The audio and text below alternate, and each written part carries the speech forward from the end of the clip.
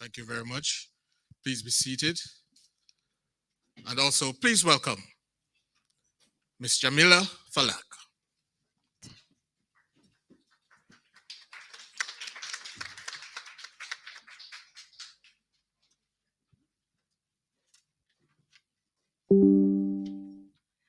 Blessings and love to everyone here today.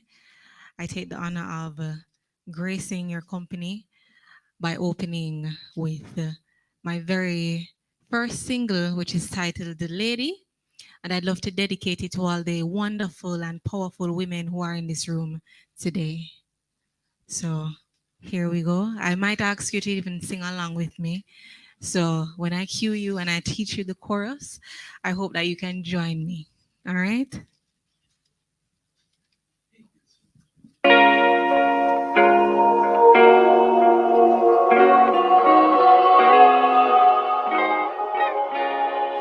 I was afraid of climbing mountains, but now I'm willing to fly. My tears have filled fountains, left me empty inside. Finally it came to me, I was being my worst enemy, and the battles I've been fighting were against me. Positivity, I changed that mood, me I rock this brand new attitude, dancing to this rhythm of life. I'm a lady, so life better treat me accordingly, just like a queen wearing my crown, I deserve it. I'm a lady, so life better treat me accordingly, just like a queen wearing my crown, I deserve it. It's like I found a little secret and I can't keep it to myself. And if you're looking for some answers, I hope this could help. Every new morning when you wake up, just look in the mirror and say, I'm a brand new me, ready to take on the road today. Positivity, I change my mood, me I rock this brand new attitude, dancing to this rhythm of life. I'm a lady, so life better treat me accordingly, just like a queen wearing my crown, I deserve it. So when that booty dong dong, I'm confident, don't get the wrong impression. Worthy and proud, I sing it loud. I am woman, woman, woman, woman, woman. I'm a woman, woman, woman, woman. Oh, oh, oh, oh, oh. I'm a confident woman. And when that booty dong dong, don't get the wrong impression, no. Confident and beautiful woman, I no longer fear the mountains, 'cause now I'm willing to fly, no longer cry fountains, 'cause right now I'm feeling alive. Positivity, I change my mood, me I rock this brand new attitude, dancing to this rhythm of life. I'm a lady, so life better treat me accordingly, just like a queen wearing my crown, I deserve it. I'm a lady, so life better treat me accordingly, just like a queen wearing my crown, I deserve it. All right, so your turn now. I'm a lady, so life better, just like a queen wearing my crown, I deserve it. You got it, go ahead. I'm a, so life better, Just like a queen wearing my crown, I deserve it. One more time. I'm a so life better. Just like a queen wearing a crown, I deserve it. Auntie Bobs, let me hear you. I'm a lady. Enough love. All right. Thank you very much. One more time for Jamila Falak. I got a little nervous when she came with a microphone. I thought I'd have to sing I'm a lady. But what a great way to begin this conference, this regional conference on women's political and parliamentary leadership. This conference is hosted by the Houses of Parliament Jamaica in association with the Commonwealth Women Parliamentarians and the Ministry of Culture, Gender, Entertainment and Sport. But it's customary for us to pray in Jamaica at the top of our programs.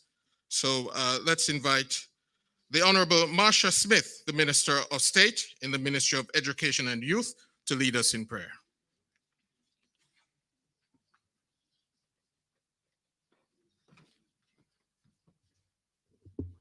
Good morning. Let us pray.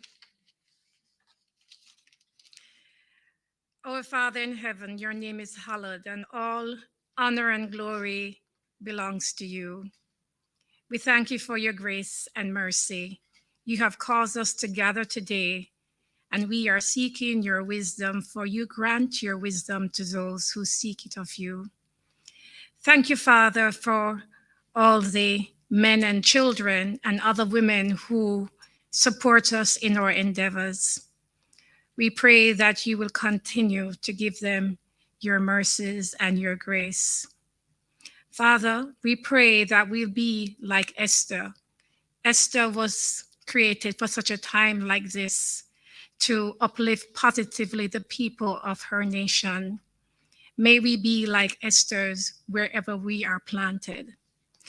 Guard and keep us safe in your care as we go through today's proceedings, and I pray that you will take us back safely to our various abodes, and that we will be renewed in our diligence to make a positive impact in our nation and our communities. This and so much more we ask in Jesus' name. Amen. Thank you very much, Minister. This regional conference is part of the mission to empower women in politics and parliament, inspiring leadership and driving change. This event is taking place in Kingston, but it's being seen and will include participation from across the Caribbean, the Americas, and the Atlantic region. So let us warmly welcome our colleagues who are joining us virtually.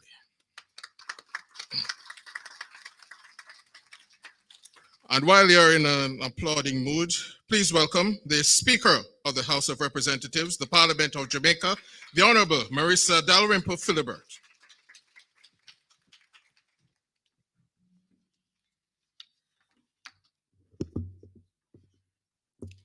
Thank you very much.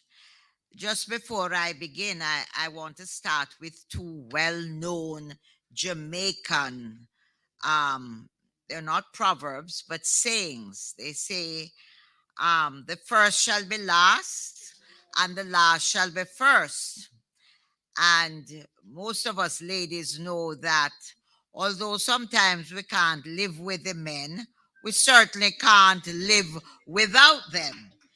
So this morning, in welcoming you, we have, first of all, a very distinguished Master of Ceremonies, Mr. Oliver Watt, and also with us this morning is the Member of Parliament from Manchester Northwest, Mr. Michael Phillips. He rarely joins me, he's on my neighbor, and he usually greets me with a hug and a kiss. He didn't this morning, but I put it all down to too many women around him this morning, and so he hasn't done that. So the Honorable Valerie Woods, Speaker of the House of Representatives, National Assembly of Belize, and Chairperson, Commonwealth Women Parliamentarians of the Caribbean, Americas, Atlantic region, and of the Commonwealth Parliamentary Association. Our very own, the Honorable Olivia Babsy Grange, CD, MP, Minister of Culture, Gender, Entertainment and Sports. The Honorable Marcia Smith, Member of Parliament, Minister of State in the Ministry of Education and Youth. Honorable Ministers, Honorable Presidents, Honorable Speakers, Parliamentarians all. Miss Valerie Curtis, Clerk to the Houses of Parliament. Members of the press, distinguished guests, ladies and gentlemen. I want to welcome you very warmly this morning, and a special welcome to those joining us online by Zoom to the Commonwealth Women Parliamentarians Regional Conference on Political and Parliamentary Leadership. I want especially to welcome the women legislators and leaders that are representing the other 18 territories in the Caribbean, Americas, and the Atlantic region. This conference marks a significant moment in our collective pursuit of gender equality and inclusive political representation. The conference theme, Empowering Women in Parliament, Driving Change, Inspiring Leadership. This encapsulates the essence of our shared vision. It is a vision where the women's voices are heard, their perspectives are valued, and their leadership celebrated. And I want to pause this morning to say hats off to our own minister who has spearheaded here the first ever bicameral women's caucus in Jamaica. And I pause to recognize also our Member of Parliament, Tamika Davis, who is the representative on our, she's a representative on the executive group in the common CWP. I want to thank them both. As we gather here today, we are reminded of the immense challenges that women face and have faced, not just in their political journey, but in general leadership. Despite progress, and we have made progress, there is still a significant gender gap in parliamentary representation worldwide. This underrepresentation not only denies women their rightful place in decision-making processes, but also deprives us of the diverse perspectives, talents, and expertise that women do and have always brought to the table. However, as we stand here with a sense of hope, and for most of us women, determination, we recognize that change is possible and must take place. And it starts with forums like this, where we can come together to share experiences, exchange ideas, and chart a course for a more equitable future.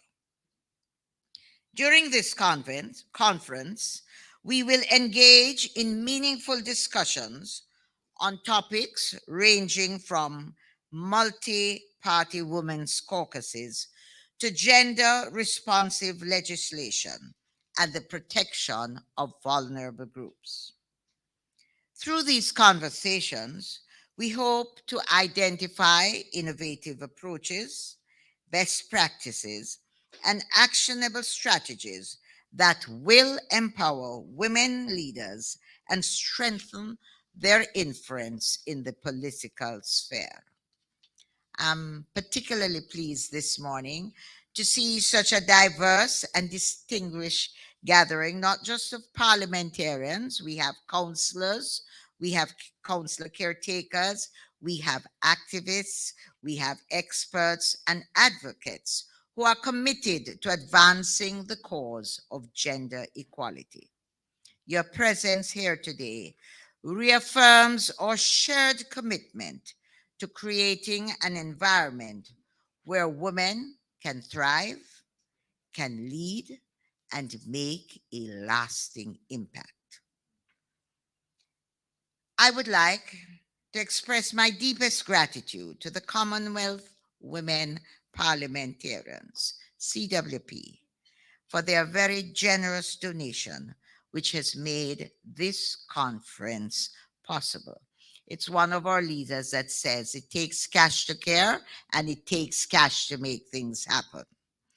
To the clerk, to the Houses of Parliament, and her dedicated, hardworking team for organizing this activity, and to all who have and will contribute in a big or small way, we say thank you very much. To the participants, because without you, this conference couldn't be. I urge you, I thank you first of all, and I urge you fully to immerse yourselves in the discussions, engage with one another, and seize every opportunity to learn and to collaborate with each other.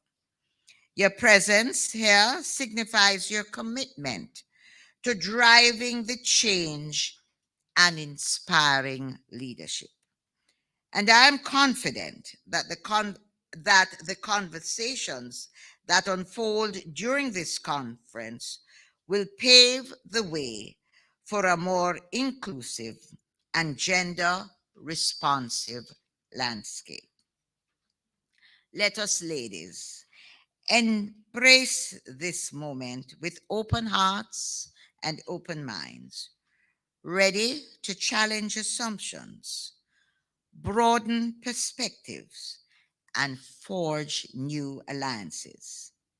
Together, let us create a future where every woman's voice is heard, every woman's potential is realized, and every woman's leadership is valued.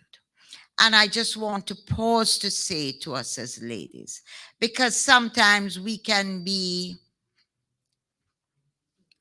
not as gracious to other ladies. I want to urge us all as ladies.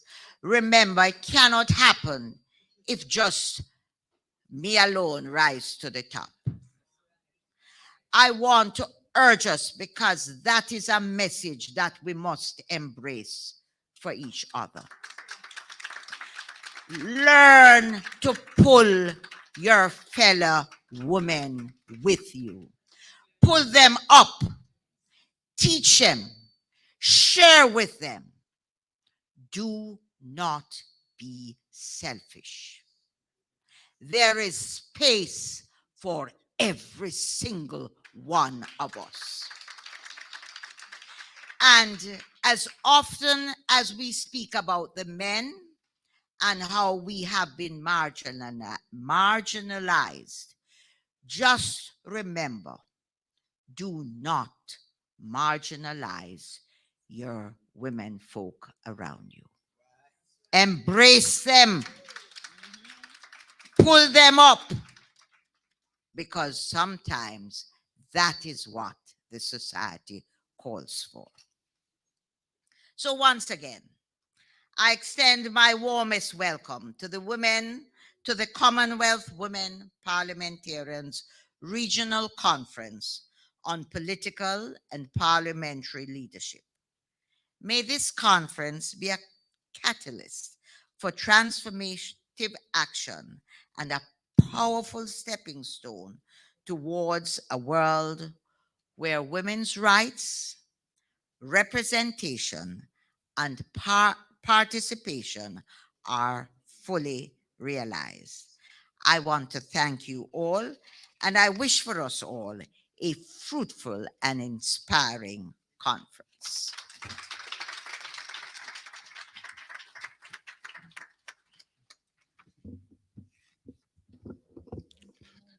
Thank you very much, Madam Speaker.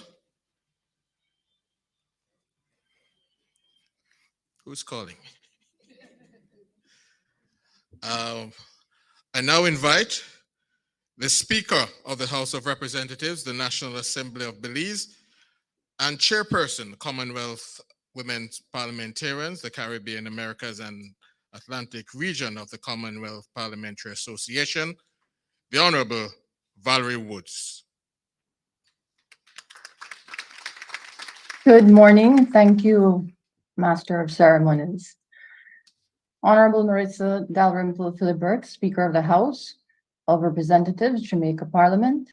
Honorable Olivia Grange, Minister of Culture, Gender, Entertainment, and Sport. Deputy Leader of Government Business in the House of Representatives, Jamaica Parliament.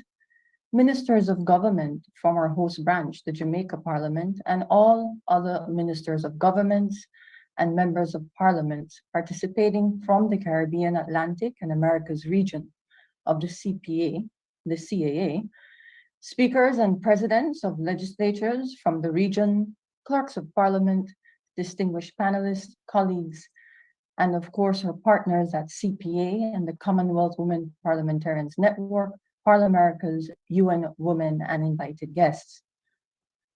Although I'm sure it is a warm and tropical welcome for those of you who are attending in person in Jamaica, please allow me to extend, albeit virtually, greetings from Belize and best wishes for a productive conference today. Let me say I echo the sentiments of my colleague, the speaker from Jamaica. And while I would have loved to be there in person with you, as nothing is more transformative than the sisterhood of women united in common cause as we continue to address women underrepresentation in Parliament, gender inequality and inequity, and the need to make the legislature more gender sensitive and the legislative process more gender responsive. On the occasion of this year's regional conference today, I do take the opportunity to give particular mention to Senator Tamika Y. Davis of Jamaica, who sits with us on the steering committee of the Caribbean Regions Network of the Commonwealth Women Parliamentarians. Senator, I thank you for taking up the call for the Jamaica branch to consider submission of this year's regional strengthening funds from the CWP. This is what has made today's event a reality. As the chair of the CWP, it was important to me that the Regional Steering Committee be reestablished to ensure wide representation and a more active region in the greater network of the Commonwealth. Today, we gather to discuss women in political and parliamentary leadership, empowering women in politics and parliament, inspiring leadership, driving change. Now, you may say, why? Haven't we, or many of us, been talking about this for some time, yet our numbers remain few in our parliaments? While that sentiment may be true, I say until we achieve greater gender parity in our parliaments, we still have more work to do, more talking and more sharing of experiences to not only raise awareness, but to agitate for change. I am a firm believer, as I am sure many of you are, that in that popular call that says you become the change you want to see. And since we're being hosted by the Caribbean branch, who has had a record of accomplishments in track and field, Minister Grange, allow me to provide an analogy using your portfolio of sports. As per the IPU, women representation in our parliaments in the Caribbean is simply not where it should be. And we recognize it will not be the short distance sprints that gets us there, but instead, it will be a journey of long distance runs that we must endure to minimize the gap and along the way, build resiliency, determination, and strength to overcome hurdles and obstacles along the way. Since 2008, in its report on equality in politics, the IPU's findings were that despite the most partisan or politically charged environments, women are effective at championing gender equality, working on elimination of gender-based violence, looking at everyday real issues on the ground, such as childcare, parental leave, pay gaps, accessibility to education and health for the most vulnerable, to name just a few. Of course, climate justice and the gender lens needed to look at the impact of the climate crisis also cannot be underestimated among these. So we as women parliamentarians are very aware of the long road ahead, the peaks and valleys we will have to go through. When we gather like this to support one another, to provide ideas and share experiences, to inspire and motivate, to work harder, to achieve a more gender balanced approach to our parliaments, we are practicing the tenets of transformational leadership. As of June 2023, the IPU reports the global percentage of women MPs stands at 26.6%. In its ranking of women in the lower house of parliaments of over 180 countries, the top 5 ranks for the Caribbean region are Dominica, which leads off at number 37 with 37.5%. Guyana follows at number 39 with 36.6%. Grenada and St. Kitts and Nevis are tied at 58th rank with 31.3%. And our host today, Jamaica, comes in at 73rd rank with 28.6%. We have a long way to go. It should not be lost on us that it is since 1995, with the Beijing Declaration and Platform for Action, balancing political participation and power sharing between men and women was and remains the internationally accepted target. The UN Women, in one of its recent digital publications on women in parliament, states that at the current rate of progress, gender parity in national legislative bodies will not be achieved before 2063. I took some comfort reading that. For 40 years certainly sounds better than 100 years. The fact is, as a region in 2023, we currently only have 1 woman at the highest seat of government. While nowhere near the pace we wish it to be, we are seeing change at the polls that results in increasing the percentage of women elected to office. Much of this is in thanks to all of you and the work you do in your respective branches. We have simply come too far to not forge ahead and work harder. Based on today's agenda, our host, the Jamaica branch, has gathered a stellar list of panelists and presenters who will address cross-party caucuses.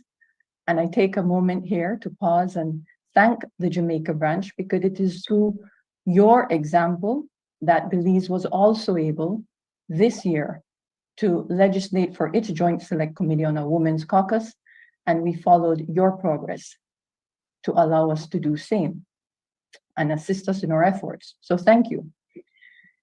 Gender responsive legislation and legislation protecting women and other vulnerable groups. So in closing, I thank you for being here, for participating, and for lending your expertise and sharing your ideas today, which I'm confident each of our branches can look to for practical application and implementation.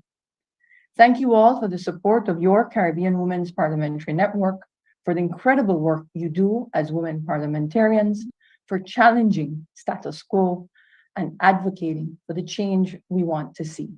Best wishes for a productive, informative day. Thank you.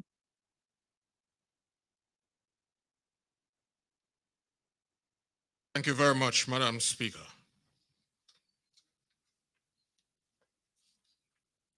And now, ladies and gentlemen, please welcome the Minister of Culture, Gender, Entertainment and Sport, and Deputy Leader of Government Business in the House of Representatives, the Parliament of Jamaica, the Honorable Olivia Grange.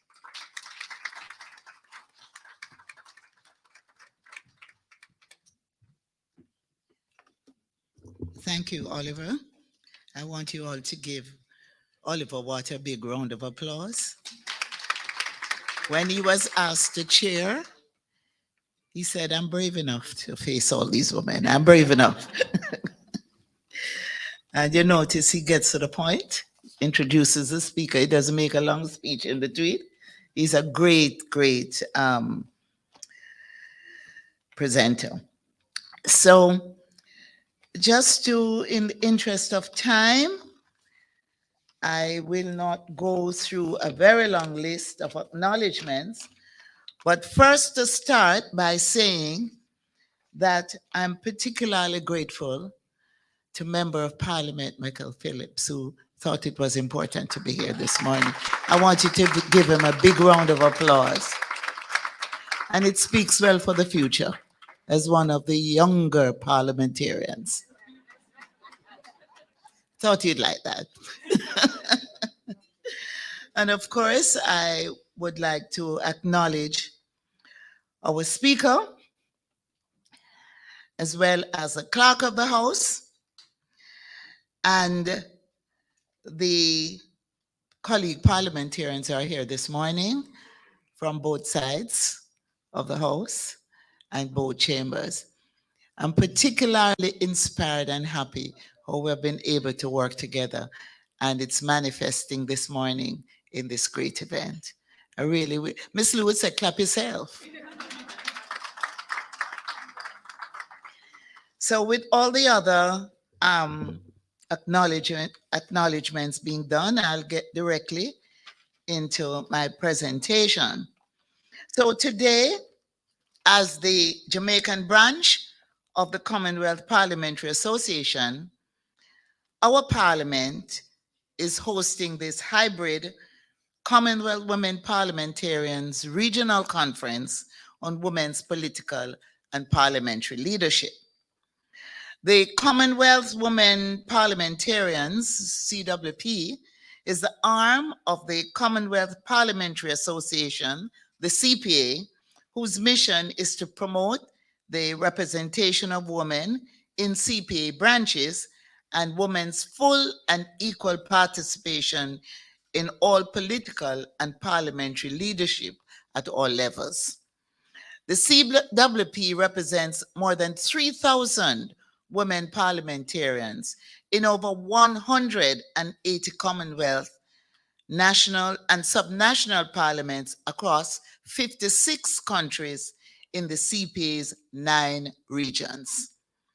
By way of background, in April 2023, the Parliament of Jamaica was invited through Member of Parliament Tamika Davis, CWP's representative from Jamaica, to bid on behalf of the CPA Caribbean Americas and Atlantic region for a grant from the CWP Regional Strengthening Funds, which is referred to as the RSF.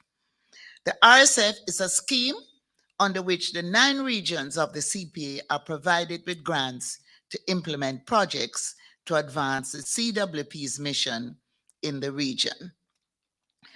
And so this conference seeks to educate women parliamentarians about the proper functioning of Parliamentary Women's Caucus.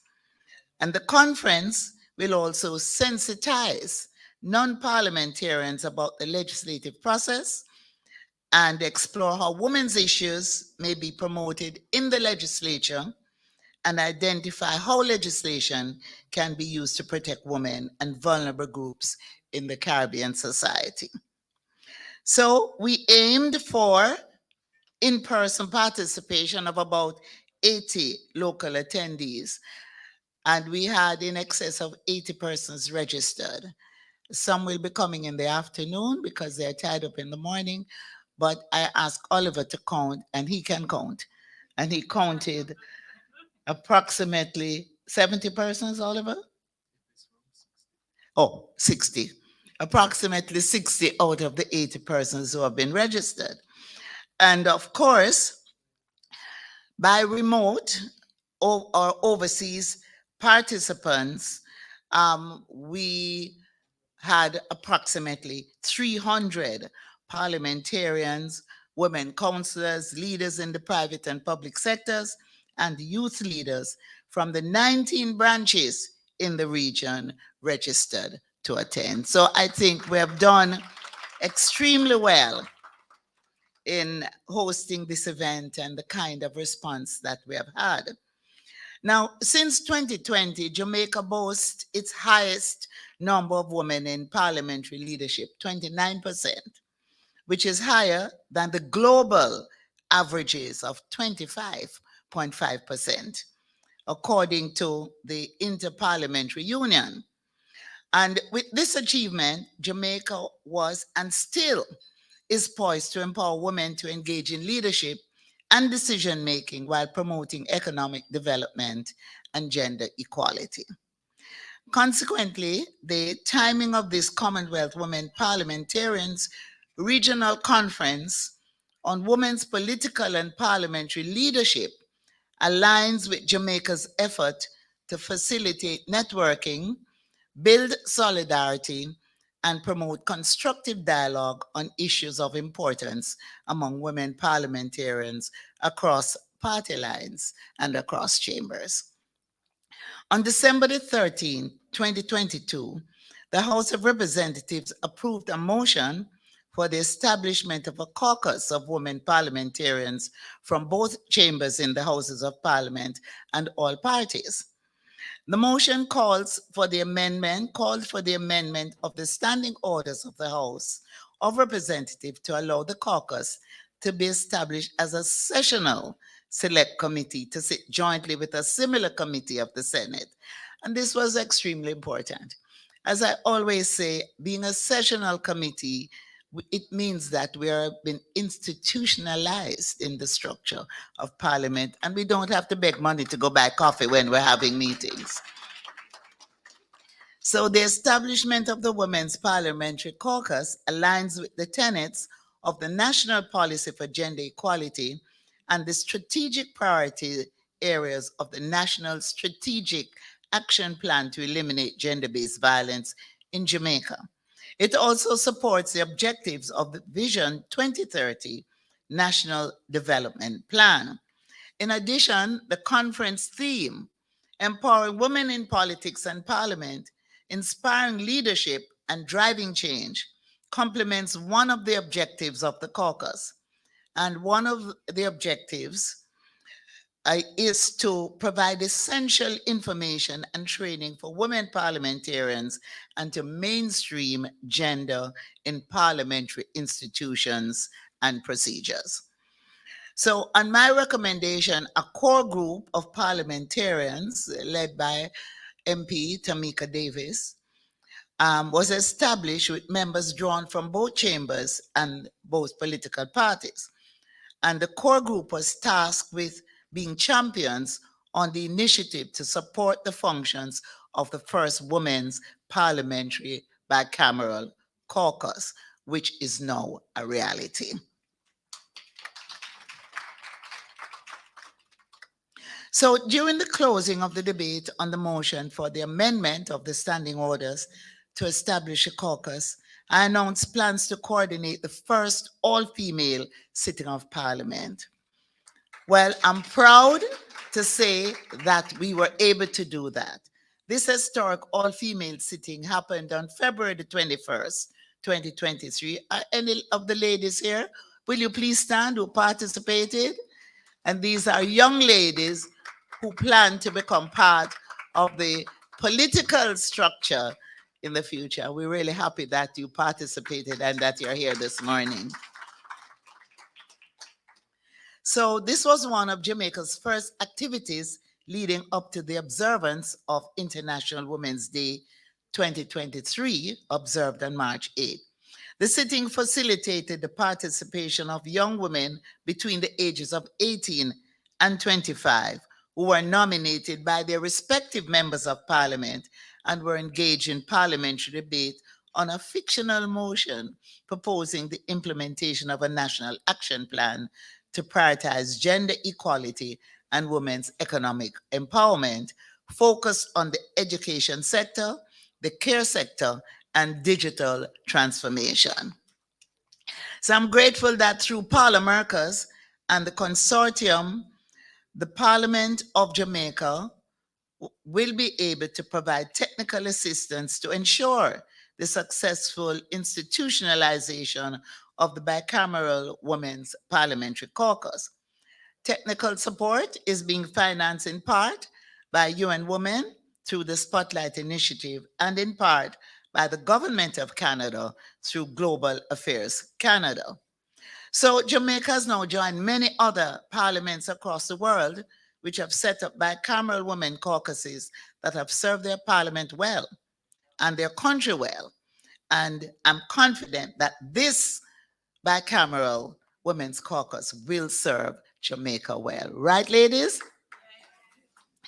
So I also want to indicate here that there is a well-known quote that says, "Fight for the things that you care about, but do it in a way that will lead others to join you." And so I'm happy to be joined by the Commonwealth Women Parliamentarians who have facilitated and organized this regional conference, which complements the government of Jamaica's efforts to provide professional development opportunities to further strengthen the leadership and capacities of Jamaican women parliamentarians to participate in the legislative process in a gender-responsive manner. So again, as I close, I want to thank my colleagues across the floor, across chambers.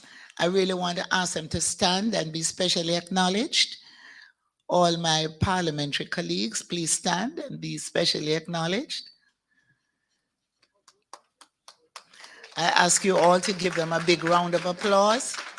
We're working well together, woman to woman, women to men, and men to men. And really, I'm very happy that you're here this morning.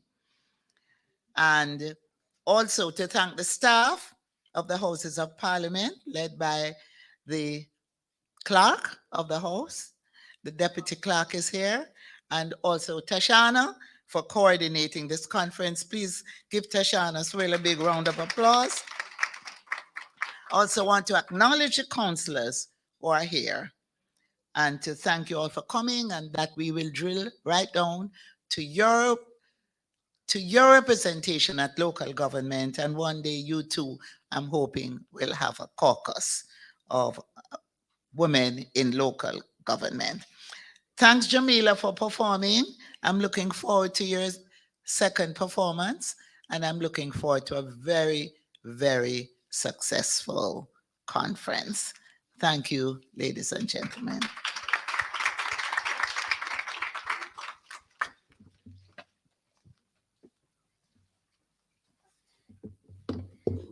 Thank you very much, Minister Grange. And now it's time for a little bit more entertainment. We're in Kingston, the city of music, after all. So please welcome back the singer and instrumentalist, Jamila Falak, performing Superwoman. I can't sing with her again.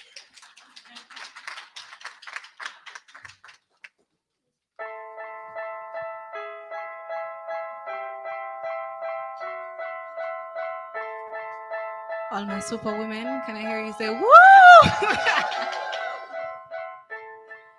This one's for you. It's for us.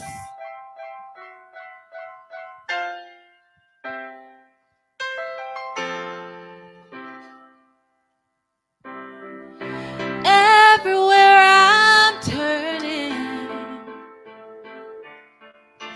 nothing seems complete.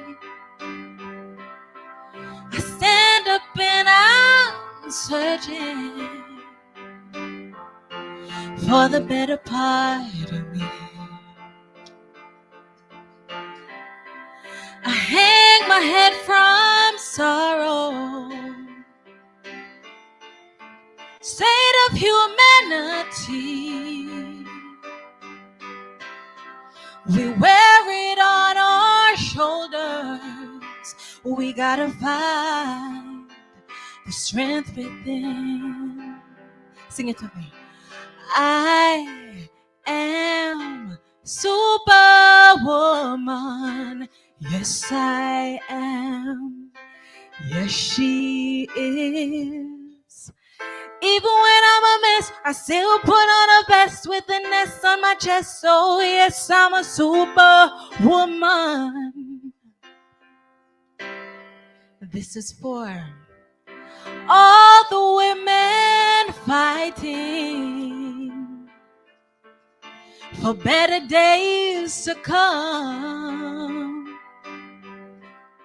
And all my women sitting here trying to go home before the sun. And all my sisters coming together, say yes I can, yes we will, because we are Superwoman. Yes we are, and yes we will. Cause even when I'm a mess, I still put on a vest with an S on my chest. Oh yes, I'm a superwoman. And I'm breaking down, and we can't be found. And we start to get weak, but no one knows me underneath these clothes. But I can fly. We will fly, oh, 'cause I am Superwoman. Yes, I am. Yes, she is. And even when I'm a mess, I still put on a vest with an S on my chest. Oh yes, I'm a superwoman. Whoa, let me tell you, I am Superwoman. Yes, I am. Oh yes. And even when I'm a mess, I still put on a vest with an S on my chest. Oh yes, I'm a Superwoman. Sing it with me.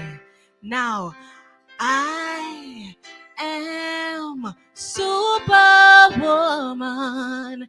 Yes, I am. And yes, she is. Turn to your sister and say, even when I'm a mess, with an S on my chest, I'm a Superwoman. So I am Superwoman. Yes, I am. Yes, she is. And even when I'm a mess, I still put on a vest with an S on my chest. Oh yes, I'm a Superwoman. Clap yourselves. Thank you. One more time, please, for Jamila Falak. I mentioned that she was an instrumentalist. We didn't get to see much of that today, but Jamila Falak plays the upright bass, among other things. She was a violinist, etc., etc. So she's full of talent. From Montego Bay. One more time, please. Jamila Falak.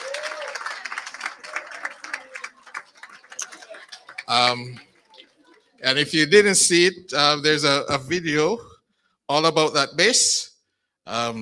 Went very viral. It's Jamila performing bass.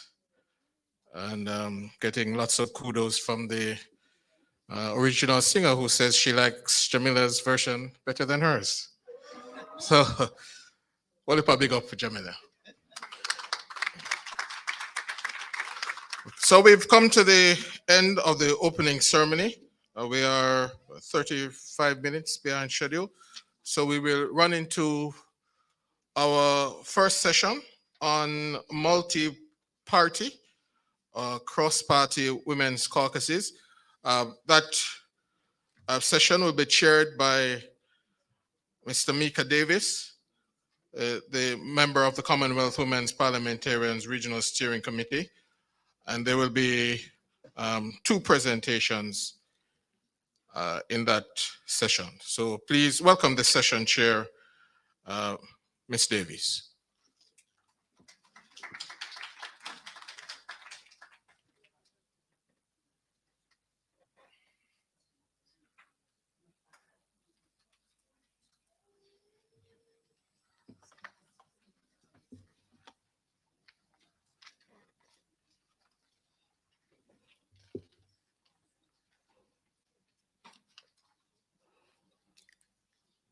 Be confident, speak in a strong tone, look dapper, compliment the ladies. I'm sorry, I'm reading from the MC's notes.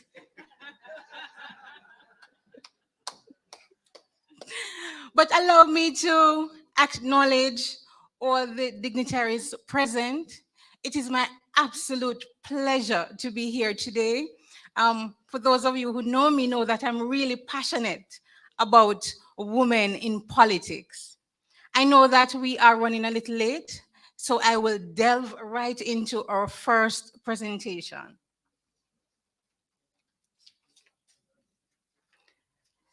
Now, our first presenter is Miss Eilish Eliot. She is a project, and that tells you how very popular she is. She is a project manager for gender equality at Parliamentary, and that is an organization with which she has worked since 2016. She manages the Women's Political Leadership in the Caribbean project, funded by the Global Affairs Canada, which is jointly implemented by Parliamentary and Caribbean Women in Leadership. She also supports Parliamentari's gender equality programming and gives technical advice. She has a focus on the Caribbean region, and for the last 2 years, she has been working assiduously with us in establishing our caucus. She holds a master's degree in International Affairs from Carleton University and a bachelor's degree in International Relations from Mount Allison University. Eilish, small in stature, but she is a powerhouse. Allow me to introduce to you and help me to welcome Miss Eilish Eliot. Thank you so much, MP Davis. Such a pleasure to see you, and thank you for that kind introduction. I'm going to go ahead and share my screen for my presentation. It looks like it's just loading up. Okay, I think we should be all set. So, honorable ministers, presiding officers, parliamentarians, councillors, parliamentary staff, and government representatives, and other distinguished guests, good morning. It's a pleasure to speak with you today, and congratulations to the Parliament of Jamaica for convening this space. Thank you for having me today to present on establishing multi-party women's parliamentary caucuses. As was mentioned, providing technical assistance to the establishment of these caucuses is a key area of focus of my work.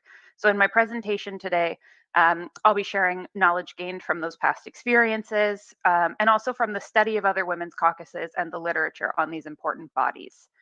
So to provide a quick overview to my presentation, I've been asked today to speak to, first start with general information on the importance of women's caucuses and what they can achieve to provide any needed background information.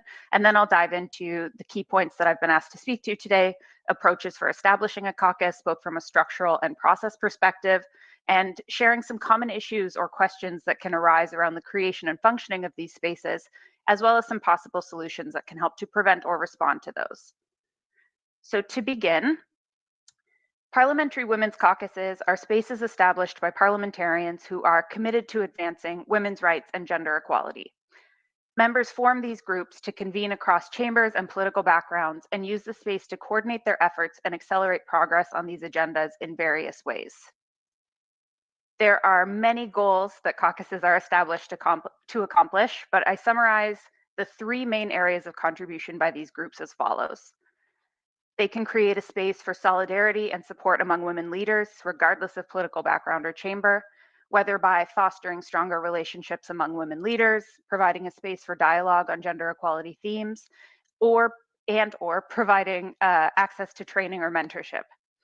Experiences shared by former members of the US Congress have highlighted, for example, how the Congressional Caucus for Women's Issues served as an important space for new parliamentarians to receive mentorship and guidance on performing their roles effectively. Caucuses can also foster advocacy and action on key issues of concern to their members, especially in relation to women's rights or drawing attention to the gender dimensions of topics by calling attention to these or supporting the strengthening of the legal environment for women's rights and gender equality. Caucuses can also promote the continued growth and the inclusiveness of legislatures themselves, whether in parliamentary procedure, practice, or culture. They can also be avenues through which parliaments strengthen citizen engagement and gather necessary information to inform legislative and policy debates through partnerships with civil society and other organizations. For example, the Antigua and Barbuda network of women parliamentarians partnered with a local CSO to host a legislative workshop in their parliament, through which parliamentarians, civil society representatives, and government actors came together to review national legislation that affects women and marginalized groups. These actions can have various positive effects, and the slide here shows some of the impacts achieved by caucuses around the world as a way to demonstrate how varied caucuses work can be. Caucuses have driven the passage of legislation on women's rights themes, led to the adoption of gender-responsive budgeting initiatives and international frameworks, created gender-sensitive parliamentary regulations, delivered training sessions for parliamentarians and parliamentary staff on gender equality, and developed new mentorship initiatives and programs for women, among many others. So to move to the question of approaches for establishing these bodies, I'll speak to this from two angles. First, from a question of structure, what approaches can you take to setting up your caucus? And two, from a question of process, how do you go about doing that? In terms of the structure, it's important to note that there is really no standard form for these bodies. Women's caucuses can and should be designed to accomplish the specific goals the caucus wants to achieve, and with consideration for the local parliamentary context. That said, there are three primary forms that we see women's caucuses take around the world. The first is that they become a formal committee of parliament, or formal body within parliament. This approach has been pursued by Antigua and Barbuda's network of women parliamentarians, the Belize Women Parliamentarians Caucus, as Madam Speaker Valerie Woods spoke to this morning, and also Jamaica's bicameral caucus of women parliamentarians, as Minister Grange said. Each body has been incorporated into the Parliament's standing orders or governing regulations following parliamentary debate and approval. Another approach is for the caucus membership to develop its own structure and rules of procedure, enshrining these in a regulations document that guides the caucus's functioning. So these are still considered to be formal bodies, and they may have a relationship with or support from Parliament, but most often these wouldn't then be a direct part of the caucus or the Parliament structure. The Grenada Women's Parliamentary Caucus is an example of this body. The group is open to membership from current and former women parliamentarians and developed its own structure, which it codified in a rules document that was adopted by members and continues to guide the caucus's functioning. Though not a formal part of the standing orders of Parliament, the caucus was able to secure support through the assignment of a parliamentary staff person to aid in the group's functioning. Trinidad and Tobago is also pursuing this form of women's caucus. And lastly, some caucuses are more informal association-style groups, and this was how Antigua and Barbuda's caucus began, for example. They didn't have a specific governing body or meeting or activity schedule when they started out, but the women parliamentarians had a joint interest in meeting as a group and would organize informal gatherings among themselves. So practically, I also want to speak to the process to be followed for developing a caucus. So as I mentioned previously, all caucuses are unique in what they work on and how they are structured, and this is a critical contributor to their success. It also means that there's no exact approach for establishing the caucus, and the order in which you take the steps on the screen and that I'll describe may vary, but they're all an important part of your formation efforts. So just to speak to these quickly, of course, we start with someone having the initial idea to create a caucus.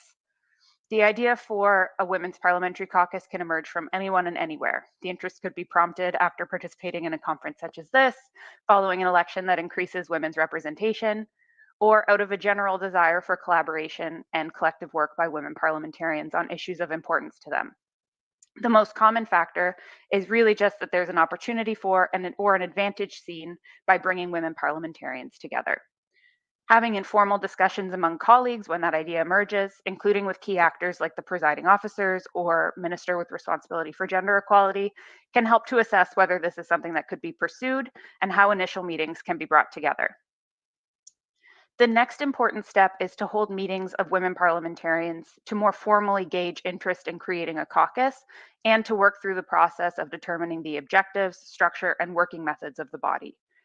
This will likely take a series of at least 4 meetings and can also include expected support staff from Parliament or National Gender Machinery, as well as external speakers to help guide or to help provide guidance in the process. So we at Parliamericas have been very honored to provide this form of technical assistance to a number of parliaments in the region and to do so in partnership with CPA and UN Women Caribbean in most of those cases. These preliminary meetings of women parliamentarians are essential to start to give the caucus its shape, but also to facilitate broad buy-in and ownership across the membership of the caucus. In some instances, all women parliamentarians will be involved in these preliminary meetings, and in others, as was done in Jamaica, a representative group of women parliamentarians with members from both chambers and parties has served as a core working group to develop proposals for the structure and objectives that were then presented to the larger group. And at this early stage, it's also important to think about questions related to the caucus's administration, such as how meetings will continue to be called, how you'll document your decisions, and whether support can be provided for this work from other actors. Which leads me to the next key setup task: meetings with parliamentary officials, national gender equality actors, and other relevant figures to help socialize the idea and build support. So who these specific actors are will be relevant to each specific country and can be defined by members in early conversations. But a first meeting with the clerk and other key parliamentary staff will be valuable in any instance, especially if the caucus is considering pursuing the route of becoming a formal committee or body of parliament. These meetings will ensure that there is broad awareness of the caucus project and will enable members to access types of support or to understand what types of support may be available for forming and the caucus's functioning. And here you can see where the timelines of these activities start to get a bit mixed, because though I've listed it third, these are kinds of conversations that you would want to have at the start of the process while assessing general interest, so that any other figures who will assist in the caucus's formation can also be present in the meetings of women parliamentarians. As it becomes clearer what the members wish to see for the caucus's objectives and structure, these decisions should be recorded in documentation like draft regulations. This kind of tool allows for clarity and lays out the agreements that have been reached by members on the path forward and provides important institutional memory. So even if the regulations document isn't used in the end to guide or as a governing document of the caucus, if you have to do something like terms of reference, if you become a committee, the act of keeping that record of your decisions will be a useful organizing tool for the caucus still, and then that information can also inform the terms of reference that you develop. Once the caucus is set up, you get to move to the exciting step of developing your work plan and agreeing on the actions you'll take over a defined period of time to contribute to achieving your objectives. And finally, I recommend doing a launch of the caucus to celebrate your hard work and share your plans for what's next. You'll also need to continue meeting regularly on an agreed upon schedule to support and oversee the implementation of the caucus's work plan. So for the final section of my presentation on possible challenges for caucus's formation and functioning and solutions to these issues, I've reflected on the questions I've received most frequently in supporting caucus's formation, and will share guidance that has either been effective in those instances or is recommended based on other caucus's experiences. So the first relates to determining the caucus's objectives. This is a critical first step for caucuses, as it can bring members together around a united purpose and give guidance for the structure to be pursued. But it can also be really challenging if the members have a diverse range of interests. So how do you determine which objectives you'll set for your caucus? For this, I always recommend two things. The first is to focus your dialogue among members not just on everyone's general interests in related to gender equality and women's leadership, but specifically on the strategic and unique contributions they see the caucus being able to make to those agendas. Thinking about the particular advantages the caucus can offer as a group of women parliamentarians coming together will help to narrow down what in particular your goals should be. And with that question in mind, go around the room in one of your meetings and have all members share their response one at a time. In every space where I've done this, there have been a few key themes that emerged as commonalities, and then these areas of consensus can form the basis of the group's objectives. Next, it can also be difficult to determine what approach to take when structuring the caucus. The flexibility these bodies offer is valuable, but it can also make setup challenging, and questions particularly arise when trying to determine whether or not to go the route of establishing the caucus as a formal body of parliament, especially if other bodies of this kind don't exist yet in your parliament. So for structure, my key recommendations are twofold and should be undertaken in tandem so you can assess your options early and with all available information. First is to already have had the conversation on objectives when you start to consider your structure so that you can ensure the form of caucus you pursue will best help you to achieve your goals. If you primarily want to undertake advocacy work, you may not be able to do so if you become a formal committee of parliament, depending on the rules of your legislature and what kinds of work committees can take on. Similarly, if your primary goal is to review legislation or impact how Parliament functions, you'd likely have the best chance to do this as a formal body of the institution. So knowing what you want to achieve will provide important intel on the structure that you should pursue. As the second part of this, in your early meetings with parliamentary staff, draw on their institutional knowledge and familiarity with the standing orders to ask what options would exist for the caucus to become a formal body within the legislature. They'll be able to lay out the options, what each could mean for accessing support from Parliament for the caucus's functioning, and any implications that there may be for how the caucus would work or what it could focus on, as well as the next steps for pursuing that type of structure. A major question that arises for multi-party caucuses is how to enable and sustain cross-party collaboration. This is relevant to the formation work for these bodies, but also to the long-term functioning of the caucus. So I've already mentioned the importance of securing broad buy-in from the earliest stages of the caucus's establishment. So I'm sharing here some other strategies that can be employed, many of which are drawn from past sharing by women parliamentarians who have worked in successful caucus spaces. One strategy is to strategically choose the issues and activities that will enable collective work. Some topics you already know will be challenges to collaborate on across party lines. So leave those aside in favor of issues you are in agreement on or where you know you can make progress together.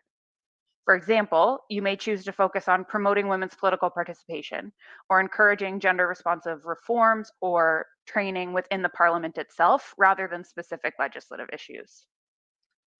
Another recommendation that's commonly made is creating opportunities for members to build personal relationships. Getting to know one another as people instead of as the member for or senator or the individual on the opposite side of the aisle can translate into the caucus space and ease communication and collaboration. I also recommend developing meeting agreements that will apply across your caucus spaces. So for example, in a caucus space I was in, the following rules were outlined and agreed upon by members as what would stand across the caucus meetings. Mutual respect, active listening, tell your truth, be kind, and no attack. You may also wish for early discussions to apply Chatham House rules as a way to start building trust. And I recommend pursuing consensus-based decision-making to the extent possible. Essentially, you want to agree on rules of engagement for the space that allow everyone to participate fully and feel heard. It may also be prudent to discuss a possible conflict resolution approach in your early discussions that you already know you can apply if issues arise in the future. And lastly, Use your early engagements with key party and parliamentary leaders as a way to ensure that there's broader support for this space and participation in the body. Last challenge I'll raise is how to keep up the momentum throughout the formation process and long-term functioning of the group. The strategies I recommend to do so connect back to many of the points I discussed around initial formation work. Formalize the caucus's structure and working methods either through a regulations document or by institutionalizing the body within Parliament. This will help provide continuity and clarity to members on how the space should work, and will mean that each new group of women parliamentarians isn't starting from scratch. If possible, with the structure that you pursue, some caucuses also look to have former women parliamentarians join as members to provide additional institutional memory and expand the members who are contributing to their work. Developing ownership for the body among members so that it's not dependent on one person bringing meetings together or keeping the caucus going in the long run is also very critical. Having an executive committee for the group can aid in this, and I also recommend setting clear timelines at the close of each of your meetings for when the next engagement will be so members know what's next and can plan ahead. Next, secure administrative support for the caucus so that convening and record keeping have additional assistance. This can look differently for every caucus. Some have designated staff from the Parliament or National Gender Machinery that serve as its secretariat, whereas other caucuses have a CSO that they're in partnership with that provides such assistance. And finally, build support from various sources inside and out of Parliament. Engage with the National Gender Machinery, gender equality activists and organizations, and other stakeholders to support each other's work and to provide yourselves with an accountability mechanism. So just to close, I have a slide here with some further resources that you can look to for information on establishing women's caucuses. And I'm very happy to provide this entire presentation to everybody in attendance so that you can look back on what's shared and access these resources. This includes our toolkit at Parliamentary on creating multi-party caucuses, and we also have a handbook on the theme. CPA has also recently come out with a new course in their Parliamentary Academy on effective women's parliamentary caucuses. And then we also at Parliamentary have developed through our project with Spotlight Initiative and the Government of Canada to a template regulations document and work plan template as well, which I'm very happy to share via email. So with that, I will close. My contact information is here if you want to reach out. We're very happy to assist. And I also thank you once again for having me, and huge congratulations to everybody in attendance and to all of the parliaments that have made such huge strides in establishing these bodies in their caucuses or in their parliaments, pardon me, in recent years.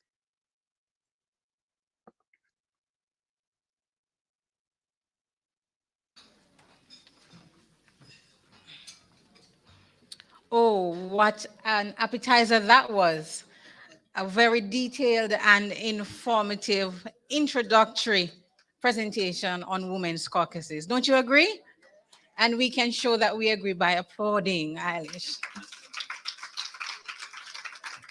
Okay, at this time, are there any questions from the floor or from our online viewers?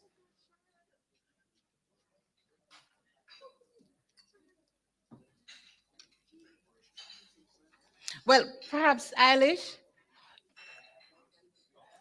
we are newbies on the block as it relates to having a caucus.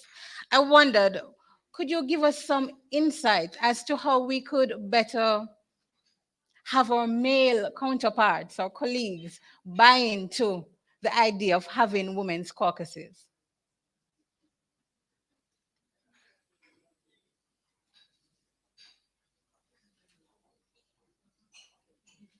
Any suggestions as to how we could have or you're not hearing?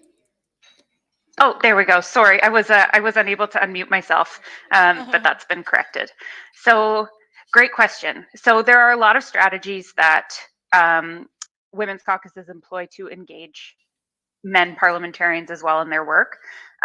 If your body is specifically for women parliamentarians, which is the most common, extending invitations to your meetings, or not necessarily your meetings, pardon me, but your activities, making sure to engage folks in the activities that you're leading so that it's clear that achieving gender equality work, supporting women's rights and women's leadership does have to be the responsibility of all.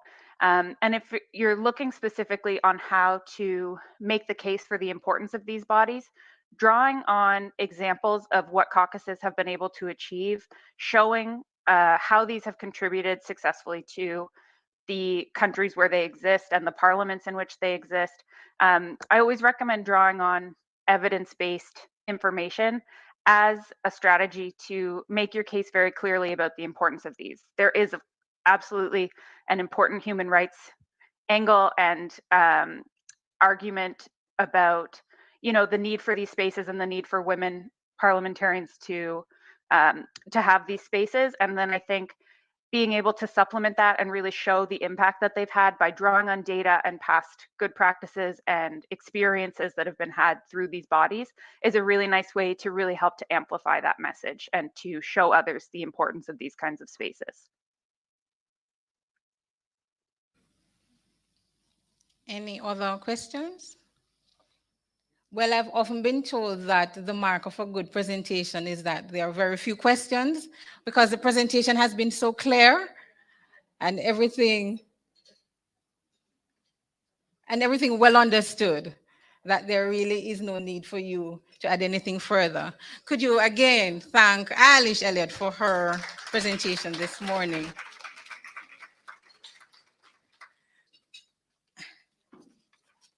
We will head straight into our second presenter for the morning.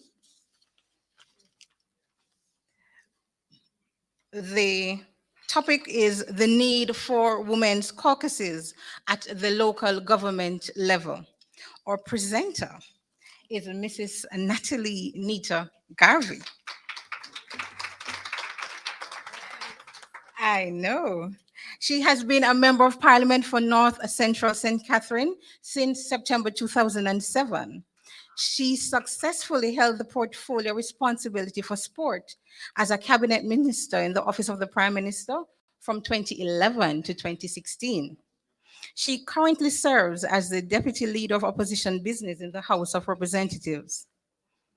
She served in a number of public and private sector organizations for well over 29 years, and she also worked in the Ministry of Labor and assisted in settling several industrial disputes.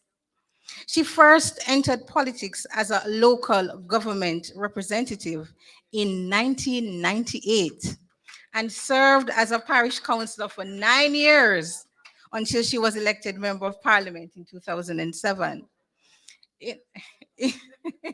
No, it doesn't age her at all. In 2011, she was re-elected to Parliament as the representative for the newly drawn constituency of North Central St. Catherine.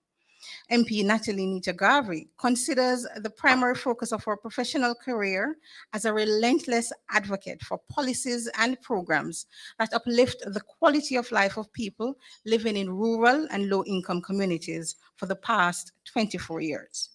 As a proud past student of St. Jago and St. Hilda's, I don't know if that is anything to be proud of. Yes.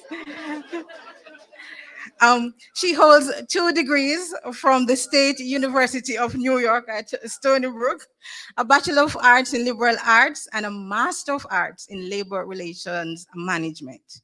She has an unquestionable love for people. She's a lover of plants and nature. She's happily married to Marlon Garvey.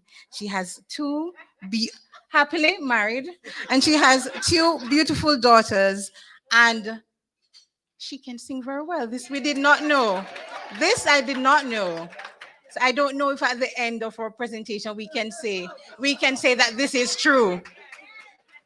Allow me to welcome Mrs. Anita Garvey.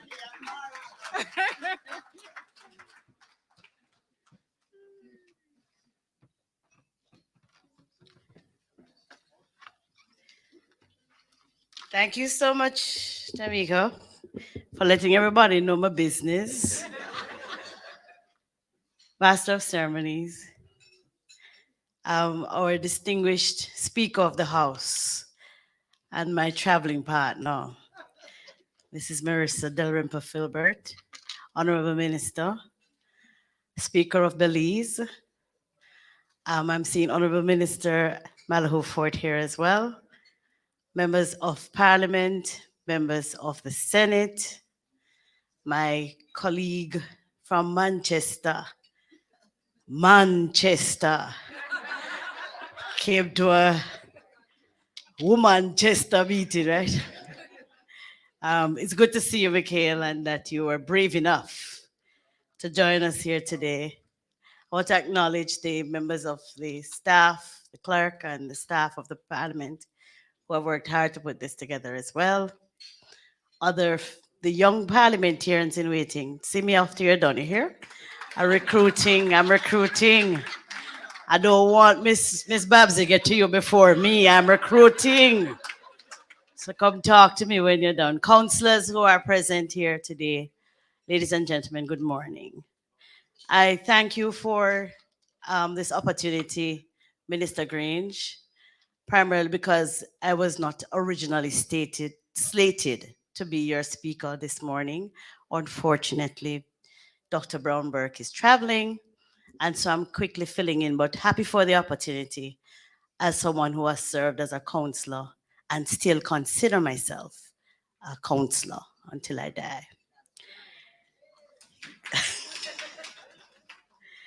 So this morning, I'm asked to speak about the importance of Women Caucus at the local government level.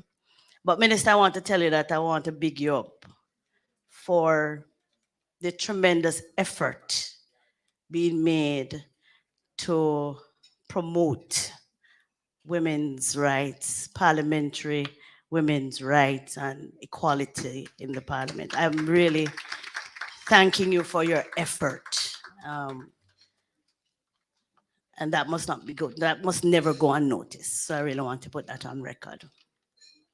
So you hear that this year's September 3rd will be 25 years of unbroken service in public life in representational politics. Not an easy road. But I can say, while there have been some improvement in the numbers, both at the central government level and the local government level, it is still woefully inadequate.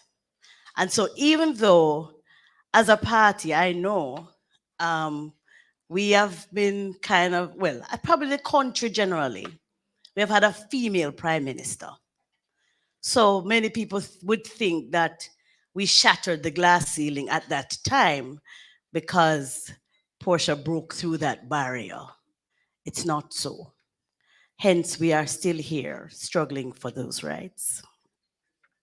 Women are still making up less than 10% of the heads of state and less than 7% of heads of government.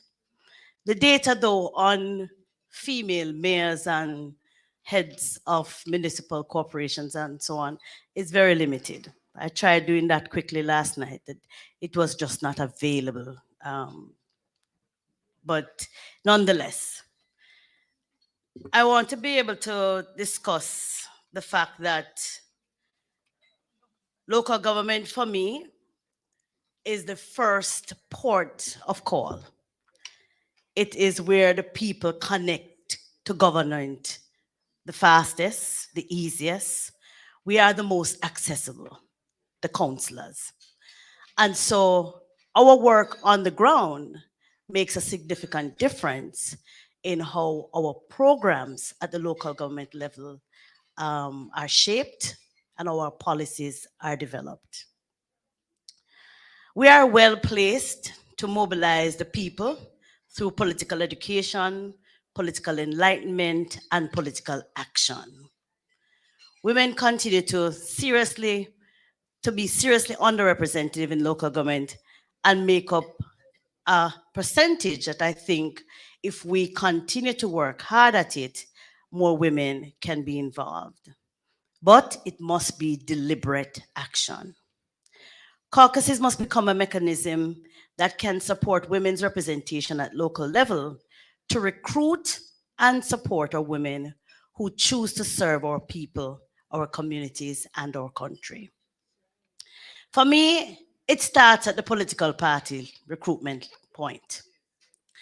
And I believe that there should be caucuses as well of female aspirants who are vying for positions at the local level. That way, you are able to discuss and determine how and strategize how you're going to beat the man them. And I say that because a lot of the good seats are reserved for the men.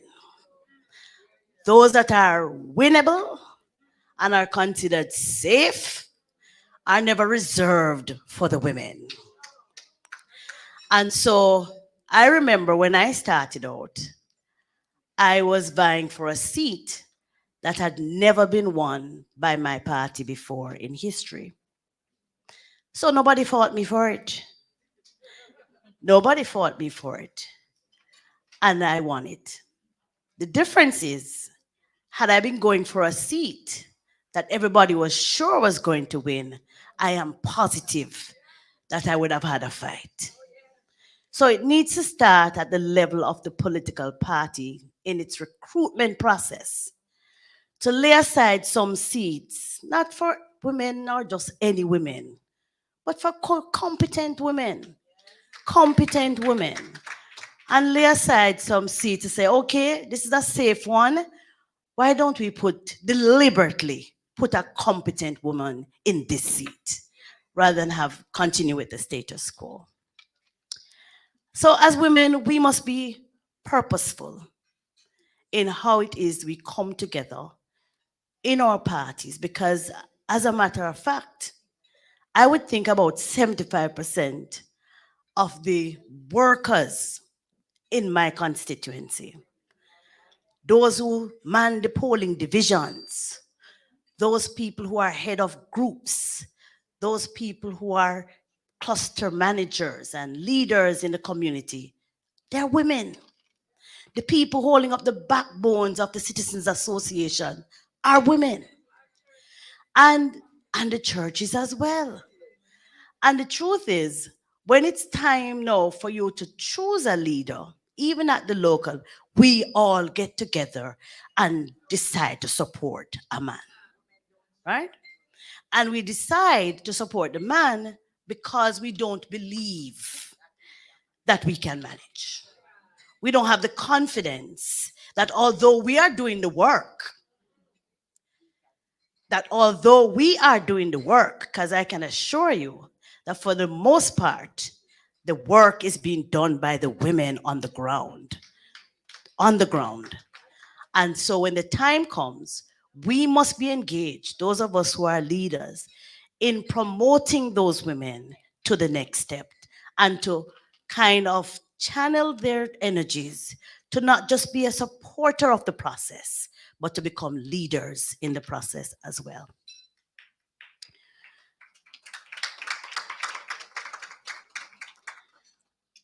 I believe also that our political parties must provide resources. Little more for we. A little more for us. And I don't want to be seeking to promote a reverse discrimination. But if you want good nose off a run, and if you want to see more women in these positions, you have to do a little bit more to get them there. People don't give us the same level of support as they give to men. They do not. And I'm not sure if it is they think that we don't need it, or that they don't believe we're going to win, or they don't believe that when we win, we're going to be placed in any positions that will be able to give them any kickbacks. I don't know. Whatever it is, the fact is that we're not getting the same level of support. And so our political parties, I believe, care about the message from me, Mikhail, please, need to do a little bit more to make sure that our competent female candidates can make it to the next level. Most of our local government practitioners are engaged in programs at our municipalities.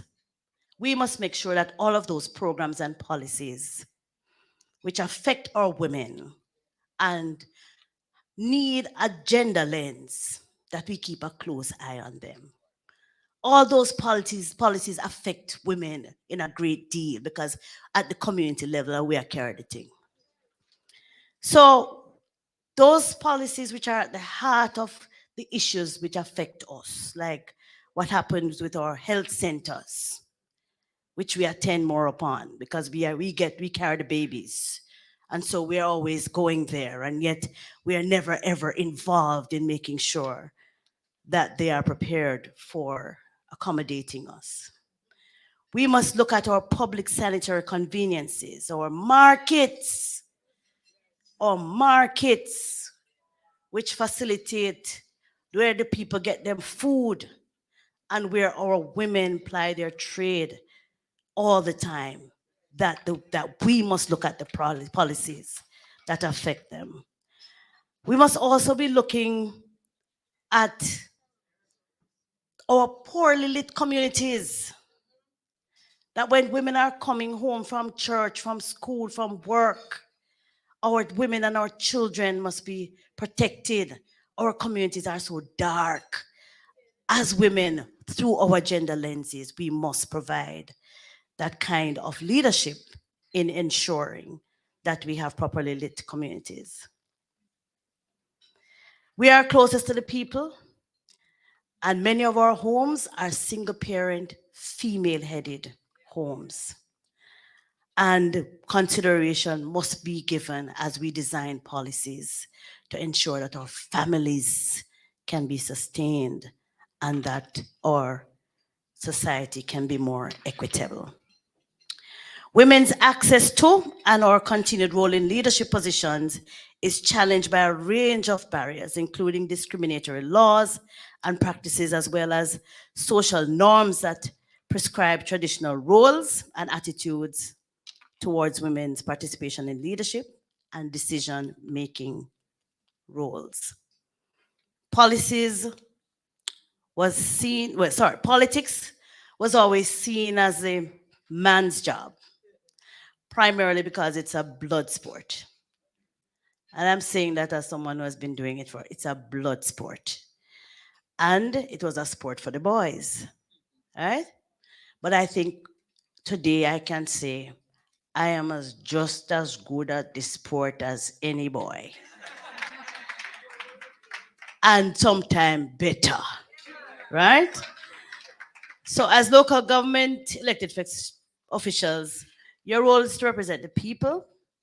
You must caucus to develop proactive gender equality policies within the political parties and local government structures, including quotas where applicable, special temporary measures, gender-sensitive approaches to electoral processes, support networking, mentoring, training, and forming alliances with genuine male partners, all to promote women's roles in political leadership. Caucuses are crucial in bringing women councillors together, despite their political tendencies and differences. The caucuses are privileged spaces for women to advocate together for women's issues. Women who are serving for the first time in their first term will find caucuses even more useful because it will aid in getting you through the learning curve. I wish I had a caucus when I started, because I know to date, if we had caucuses for women, more women would stay longer at the crease and bat. This is a space to share the best practices. What work, what no work. Nobody try that. No go down there so. Don't think you have to pander to a man to do well in your position. On your own merit as a woman, you can succeed. Somebody need to tell our women that as well. So we must become friends, not because we're on different sides, But when the election done, it done. When the election done and we are elected representatives, we must work together because our cause is the same. So when the election is over, we must come together because we're not enemies. I remember a time when I had very close friends on the other side, and I'll call a name in here today. No, man. No. I'm talking about in local government. Yes, I'm sorry. Let me qualify that. And other people blame them and cuss them and tell them that they were crossing the floor because they were too close to me. And they cussed me too on the other side and told me, boy, look at me, I turn labor right because I'm too close to she. And I recognize that we have managed to separate ourselves by party lines, forgetting what the goal is. And the goal must be to create a more equitable society, to pull ourselves together and to make policies that will benefit our women, our children, and help in nation building. Thank you.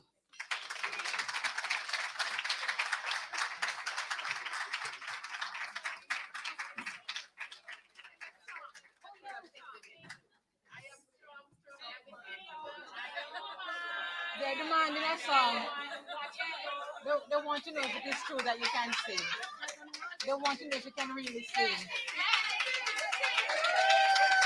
You can't say nothing else. A one-liner. A one-liner.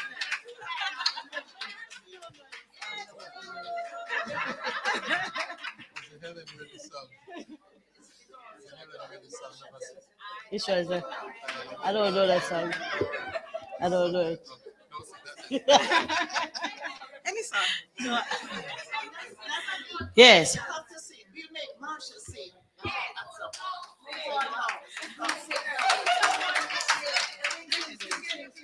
You know, it's just funny. The only woman song that comes in my head is no, the one that's Shaggy. You can't manage that. I don't know if it's appropriate though. Looking out on the morning rain, I used to feel so uninspired. And when I knew I had to face another day, Lord, it made me feel so tired. Now I'm no longer doubtful what I'm living for. 'Cause if I make you happy, I don't need to do more. 'Cause you make me feel, you make me feel, you make me feel like a natural woman.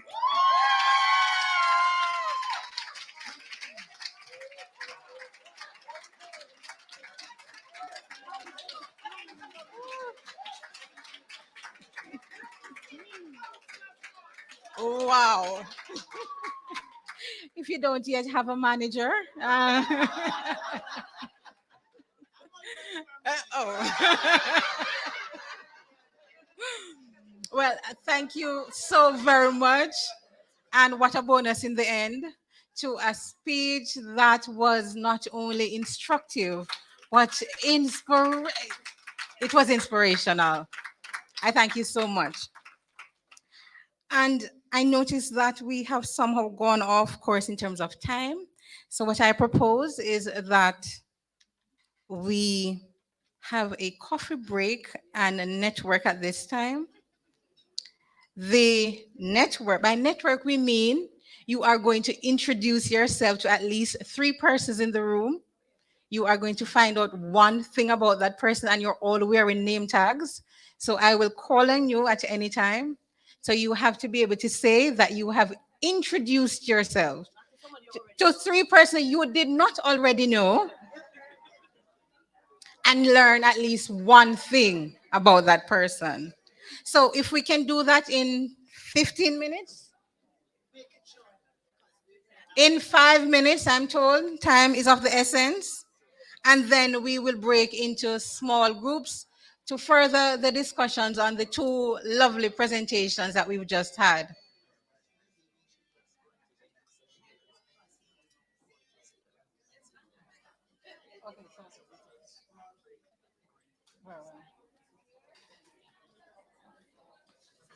Five minutes. And for those online, you are not left out. I understand that you'll be placed into breakout rooms and the same rules apply, that you also have to introduce yourself to one other person. I thank you. 5 minutes.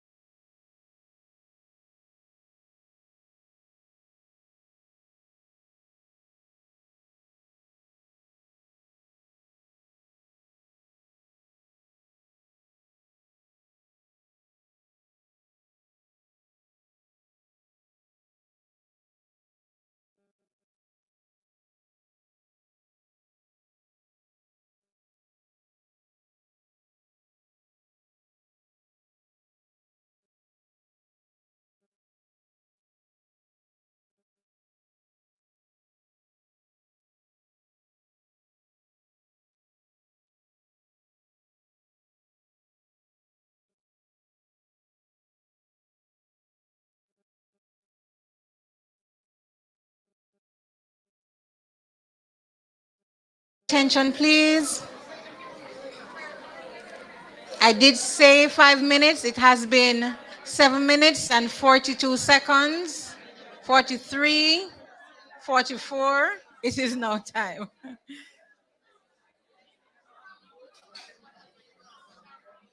Ladies and gentlemen, could you return to your seats, please?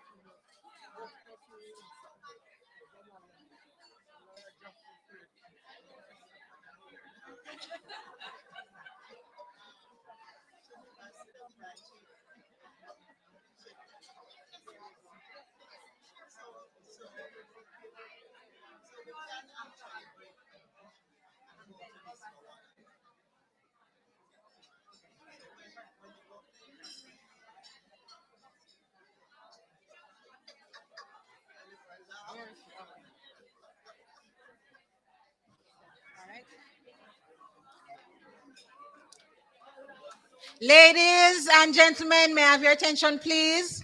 We are about to resume.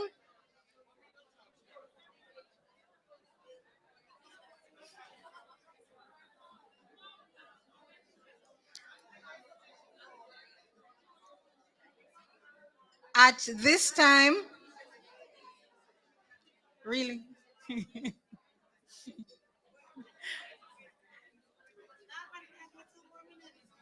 2 minutes gone. Yeah, this girl. You know she was rude. Wow. Michelle, sorry. I thank you so much. I know you have now created a network of new friends, and we are back to our presentations. At the time that we took the break, we were just about to go into our group discussions.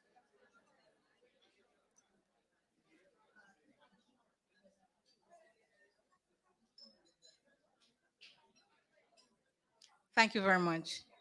At everyone, I know that the food just arrived. So those at the coffee table, I'm asking you not to disturb the proceedings.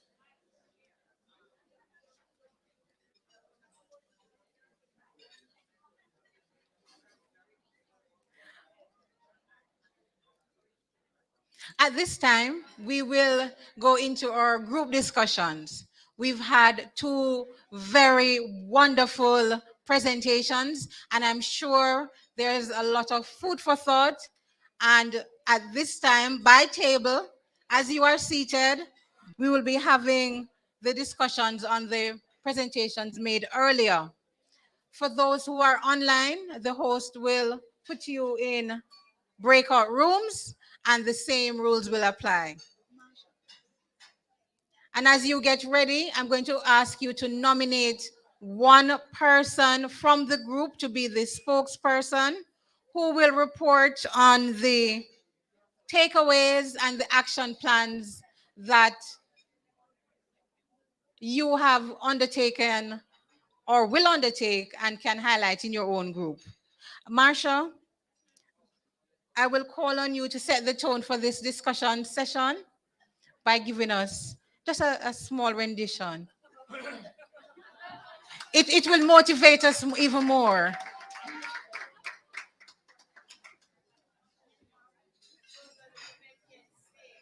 Oh, yes. There you go.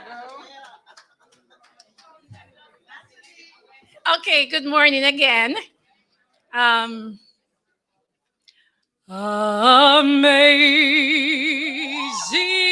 grace, how sweet the sound that saved a wretch like me. I once was lost, but now I am found. Was blind, but now I see. And so, since our eyes are going to be open today, notice the speaking voice is very different from the singing voice, right? Have a good rest of day.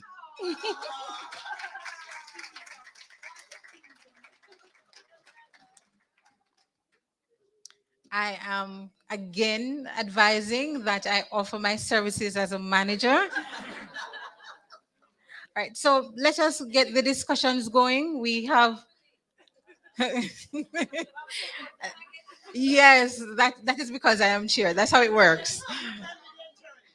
Thank you. All right, so let the discussions begin. And for this segment, we have allocated but 20 minutes. So get your thinking caps on. And at the end of it, we'll ask one person from each table to give a report on the action items. I thank you. Breakout rooms.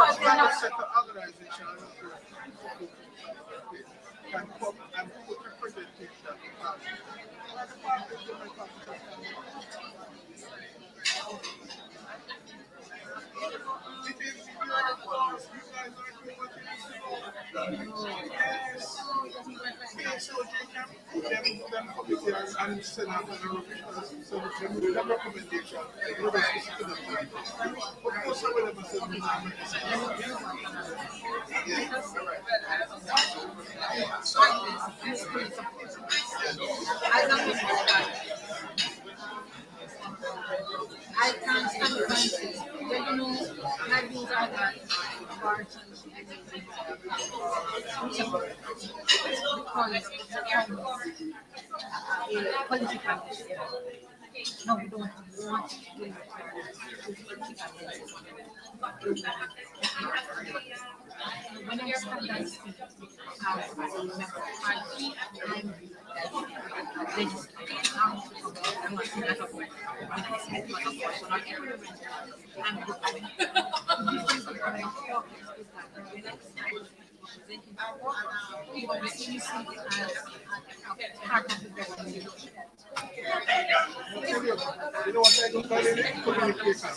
and reputation management.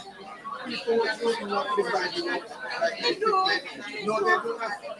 Anytime you come up, you're going to be coming to the same place. Anytime you come up,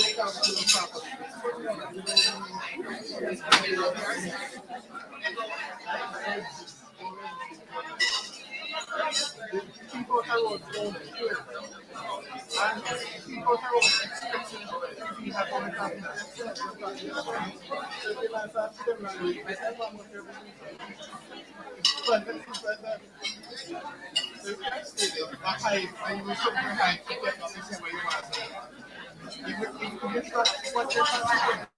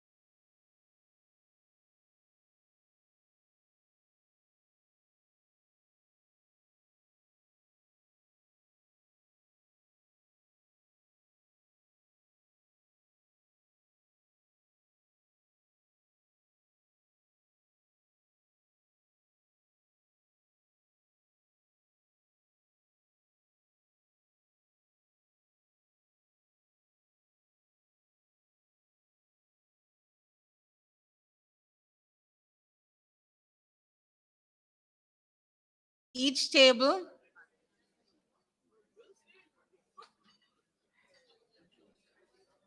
as briefly as possible to stand and give us the takeaways from the presentations.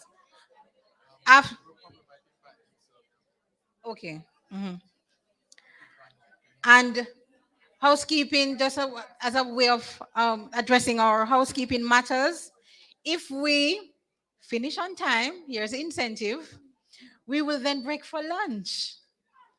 And so we'll be able to resume in a timely manner at exactly 1 p.m.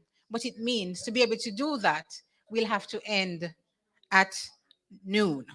So I'm going to invite the first representative, Senator Scott Motley. You're the first table to my left. Who is your representative? Yes, Senator Allen. Could you come, please?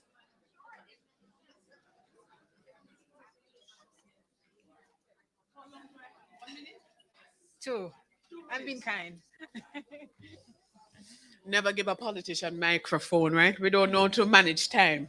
Good morning. Good morning, my women colleagues, all of us. We are all here with one purpose. My table, although we did not have all our participants, we were fortunate enough to have Minister Grange at our table. So it was deeper than more, very unfair, I'm sorry. Partial to us. But the major takeaways that we got from it is the importance of women finding the space to support and network to ensure that we grow and develop in the true representatives in whatever form or fashion that we take. And we can take lesson from the men who officially and unofficially create their own network that allow them, even across party lines, to be able to support each other and support without competing. Because unfortunately, we have developed and perpetuated this business that we do not work well together. They're able, in Parliament as an example, when it's all said and done, to go downstairs and have a beer after having a big fight upstairs. When we have our big fight upstairs, we go our separate ways. We pick up our bags and go. So it is a call for all of us to learn to have a beer downstairs. So the reality is that what we took away from all of that is the networking that we must facilitate amongst ourselves, because that's the only way we're going to grow. The importance of finding our code to work across, even though we are politically different, we still have the objective of a Jamaica, a better Jamaica, and just learn from the men, but actually do it better. Thank you so much. Ms. Hudson Stable, who is the rep? Oh.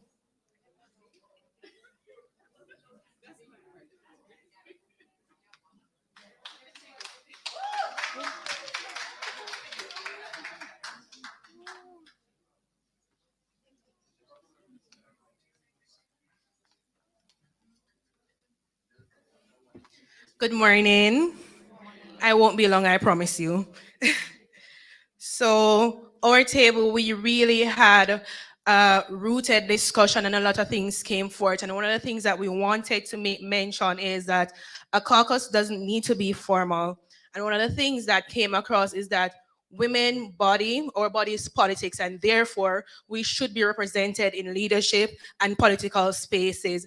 And for that to happen, women need to be educated and sensitized that there is room for you and there is space for you as well. One of the things that we made mention of is that women, the caucus support women, and we need to show a balanced woman. A lot of times persons say, okay, you can't be a politician and a mother, but we have women that show a career woman, a woman in leadership, and a woman who also have fun, right? Another thing we pointed out is that a caucus should make mention of how is it that women who want to raise family can enter in the space without feeling the need of they are going to neglect their family or they will be bad moms, right? So we need to have that representation, and we need to have that representation being shown as well as women who want to enter the space as well, just like me, but security is an issue. Because, you know, as women, they tend to say that, yes, we're sensitive, and that's our hormones, that's a part of us. But how do we enter the space feeling secure? And how do we enter the space also having a balanced life and putting our family as well? Because as women, we can do it all, but there is not enough representation in the society to show us that we can be the balanced woman, a one who has fun, and one take care of the family. And also we made mention that the Parliament should also have a daycare if we want to see women represented in the space and families being taken care of. Thank you. All right, she tried to trick me by starting off by saying I will be brief. Saw what you did. I'm going to invite the rep from Dr. Charles's table. Dr. Charles, who is the rep from your table? No? Oh, please.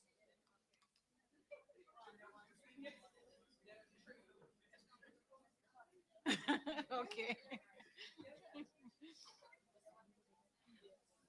Okay, at our table, we drew a lot of inspiration from the presentation on local government. And so this is what we would recommend going forward. We would recommend a similar grouping of female local government practitioners, and this should probably have to be by way of a national association. We believe that it would allow for greater opportunities for exchange between the different municipal corporations. And our recommendation is also that this association be open to current and past councillors. We know that some councillors have gone on to being in the Houses of Parliament, and such an association would definitely benefit from those past councillors coming back to give back to the current serving female councillors. This will require the minister with responsibility for local government to pilot changes, possibly to the legislation and the bylaws governing how municipal corporations are organized, to allow for this association to exist and to also be able to get a subvention when budget notes are being prepared. Because just as in the case of the parliamentary caucus, where we needed to be a sessional committee to get that financing at the local government level, we'd also require that same financing to make it viable. And thank you. You see my table. It's women power, girl power. So the next thing that we also looked at is that we in the Houses of Parliament, as a female caucus, we have an important role to play once it is that the Minister of Local Government brings anything to Parliament to support this local government association. And so this can be one of the first projects of the Women's Caucus that we can all get around and make it a reality. And that is the group right there. That's our contribution. I know, not fair. This table to my right, I see a lot of. Thank you very much.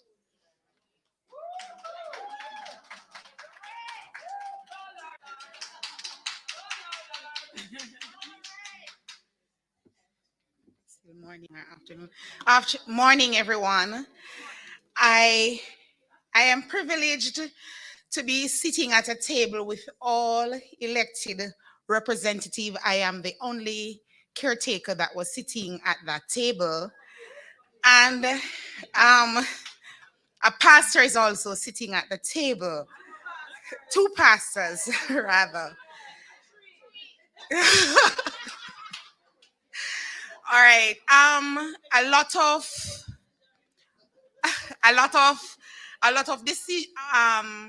things were taken from the presentation, especially with regards to local government and women in politics.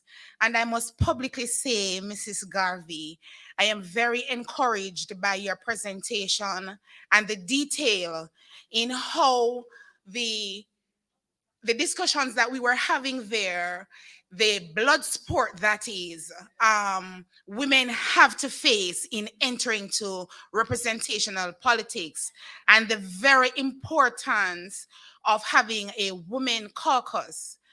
Having this caucus, people are able to express themselves in wherever one is weak, then the stronger person is able to lift up that person. And I think the organization and the persons integrally involved in having this foundation, Minister Grange, you need to pat yourselves on the shoulder because it is certainly a forward step. We also spoke about the Caribbean Association of Local Government, CALGA, and the need for that organization to be strengthened so that it will only get women in politics into a better place.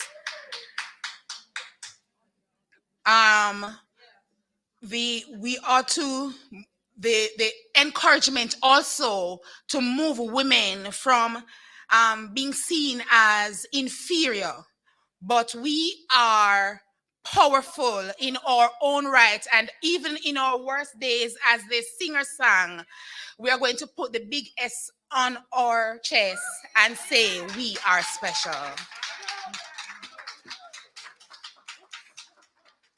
Thank you so much. A rep from the table, that Tashana. Could we have a rep, please? Miss Robinson. Let's welcome Miss Robinson.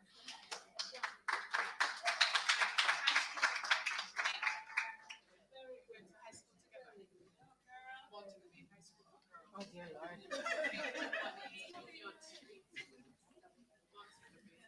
Good morning, team and colleagues. It's a privilege to be here. I hear Senator Allen saying Montego Bay High School for Girls. I have to correct her. It's the prestigious Montego Bay High School for Girls. And we are past students. Oh, she would be. All right. So given that we're all here listening to the same presentations, we are coming up with the same ideas. So I will focus on one from my table. What we found in listening to the presentations is that, well, me in my ignorance didn't know this before. What is clear is that women do face barriers to entry.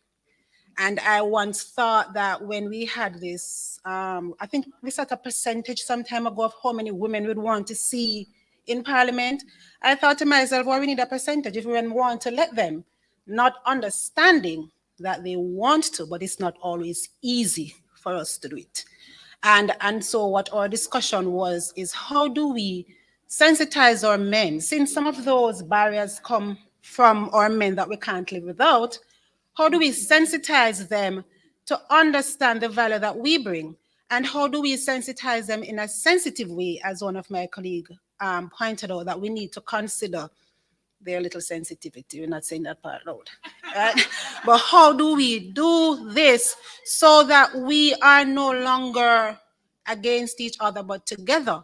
I was talking to the person that I met during the networking session, who is a counselor, Daniels, I hope I get it right.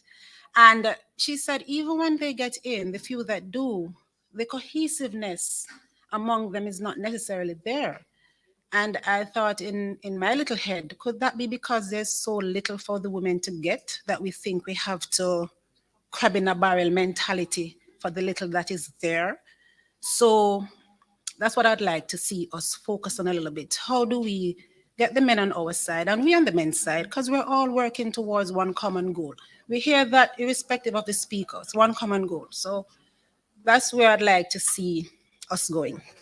And the public servants among us are here to support the politicians among us. Thank you. Thank you so much. MP Daly.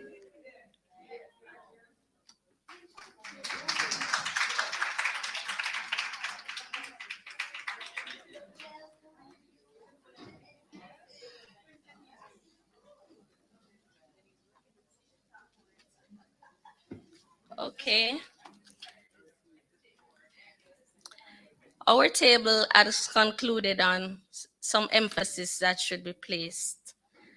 First, we believe that we should elevate female local government candidates or councillors to be future parliamentarian, having that they are the first port of call to constituent and would better serve as member of parliament. Increase funding for female candidates. Women should be supportive of each other's with emphasis placing on mothers with young children. While we agree with quota as women in their own right, we need to convince people we are equally as good as men. It should not be taken that it's just a commitment based on achievement. It should not be taken as tokenism. It should be a commitment based on your achievement in politics. Thank you. I appreciate that. The table right here, I'm not seeing a familiar face. Please.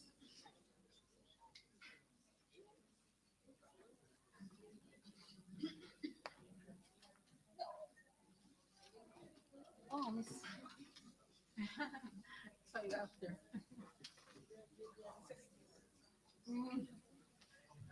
So I'm trying to do my best so my clerk can be proud of me. I'm her executive assistant. Okay, so Eleanor Roosevelt said, "Do the thing you think you cannot do." So here we have Woman Caucus. Hey, bless the name of Jesus, right? Right, so what we would have taken away is, or are as follows: form alliances with male counterparts, getting them involved in our activities, have a work plan, and have accountability mechanisms so that we can know exactly what we would have executed or what we have not, so that we can follow through. Even after we would have developed the caucus, we should have informal activities to build rapport and to garner ideas, identify some of our issues, whether it be social or legislative, to determine the caucus's objectives, get the clerks involved, as well as those who may be able to provide a meaningful contribution to the caucus, and to have mutual respect and to be kind to each other. Thank you.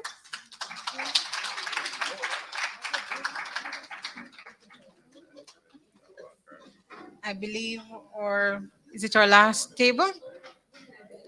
No?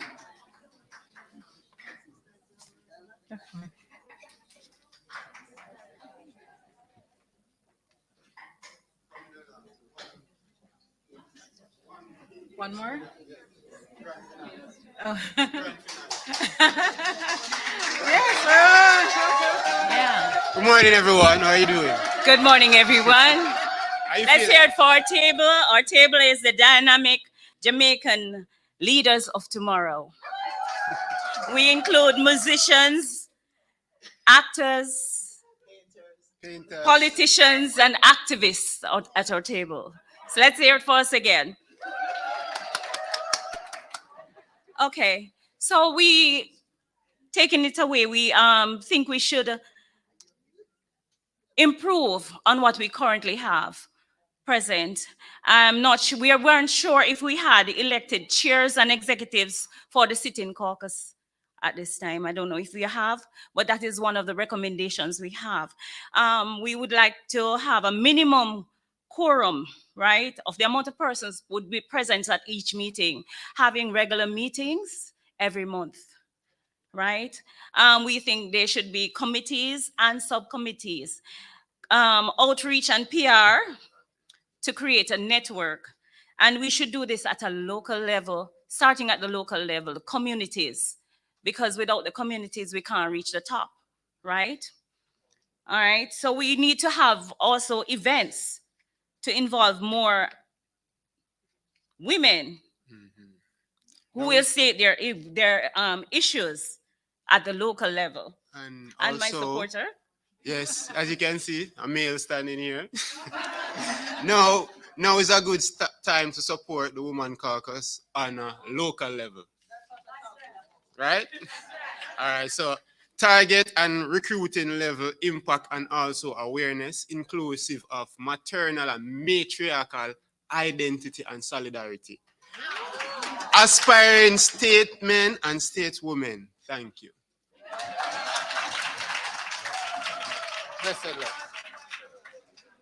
Thank you so very much.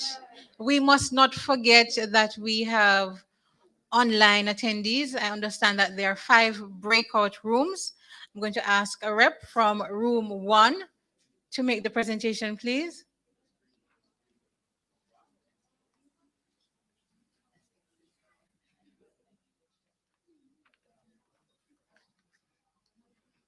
Not sure if we're room 1. Are we room 1? I'm not sure. Go ahead, go ahead. Jamaica says room 1. Okay. My name is Jennifer Clark, and I'm representing room 1 online. So among us, because we are disadvantaged, we first had to get to know each other quickly. And so among us were some distinguished persons, Miss Debbie Ellis, who is the assistant to the director of Bureau of Gender Affairs. Also, we had among us Honorable Chinee Ferbert, Minister of Social Development and Seniors in Bermuda, and her responsibilities are with children and adult protection and also gender affairs.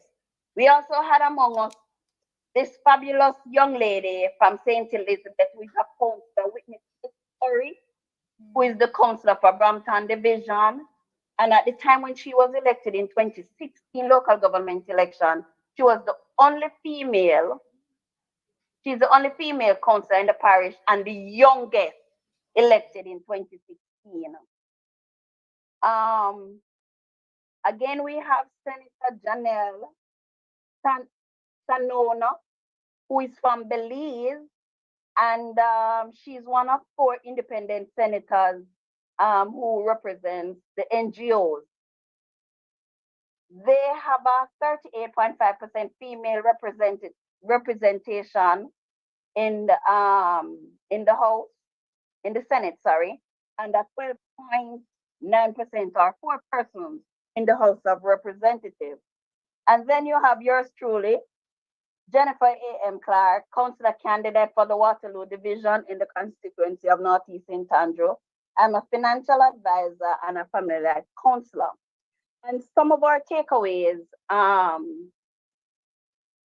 today, for me, I like the idea of a caucus for councillor candidates.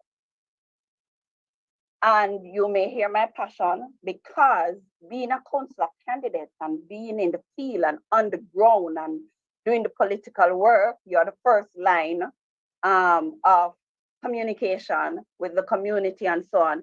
And so you find it very challenging at times because you don't have the financial resources, you know, like the others who are elected and you know, to aid in your representation.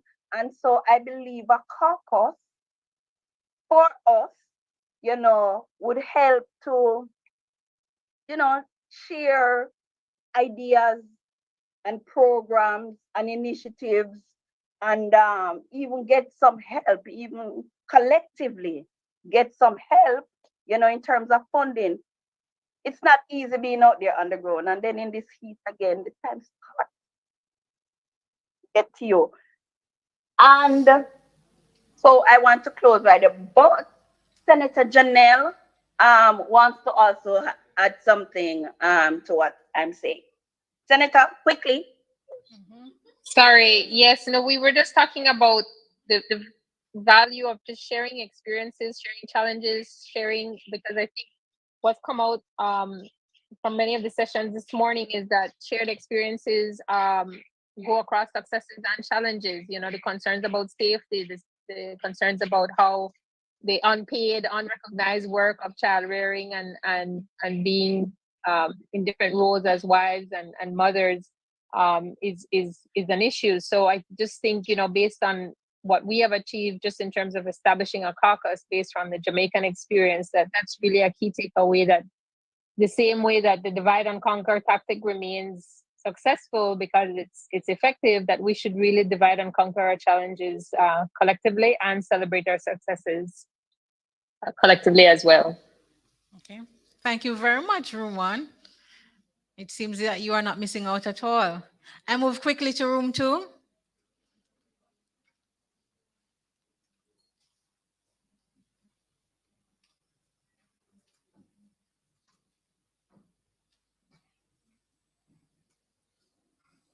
If you could just identify a representative in Room 2.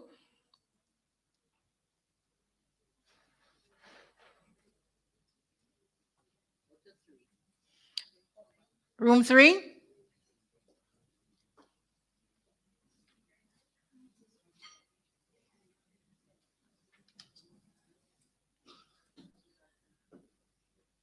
We are not able to unmute. Room 4.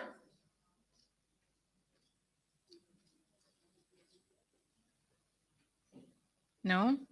And finally, Room 5.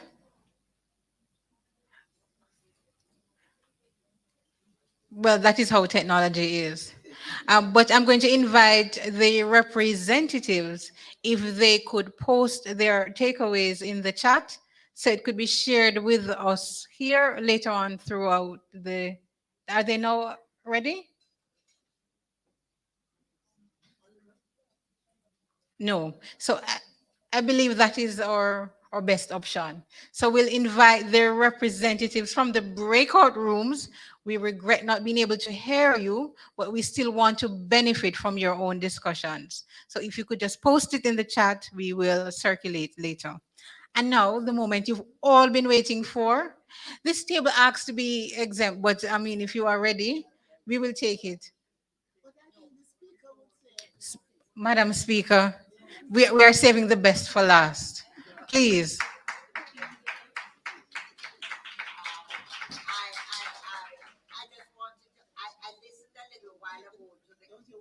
Please.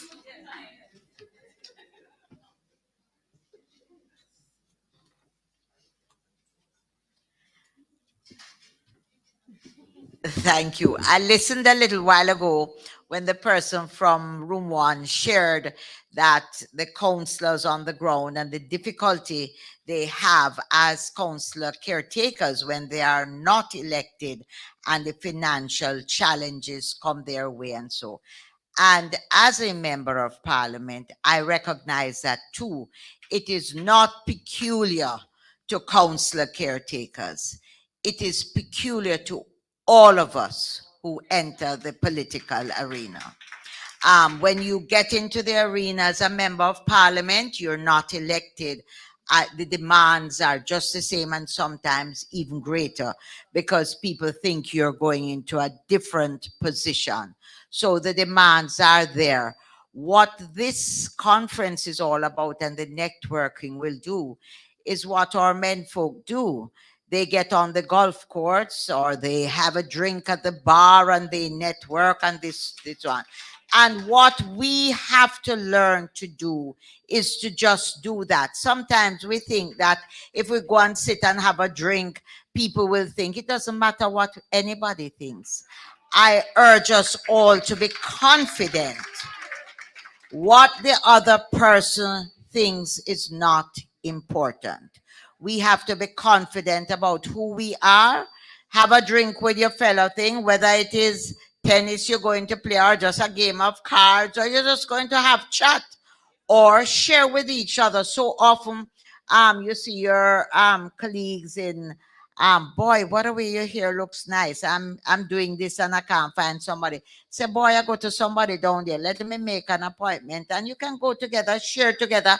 And while you are there, you may yet meet somebody who is at the hairdresser, who is well-heeled, who would like, and you chat and you chat and you get somebody that you can probably, you know, we're doing so and so, and maybe they can contribute to what you're doing. So it's all about networking, working together, supporting each other. But I do believe that our councillors are important. They're on the ground, as Mrs. Natalie Garvey, Headley Garvey says, she'll be a councillor until she dies. But the truth is, all of us, and what I urge female politicians to do, if the men do it, we can do it. Other women have done it. Don't feel marginalized and don't feel you can't go forward because you can't get the funds. There's a way out there for us to get it. We can do it. We must do it. And if we want equality, we must go out there and match the men toe for toe.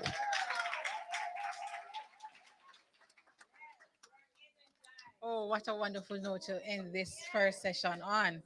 I'm going to say the word that you've all been waiting to hear: lunch. I thank you. I thank you so much for your attention and your cooperation throughout this session. I yield to the MC.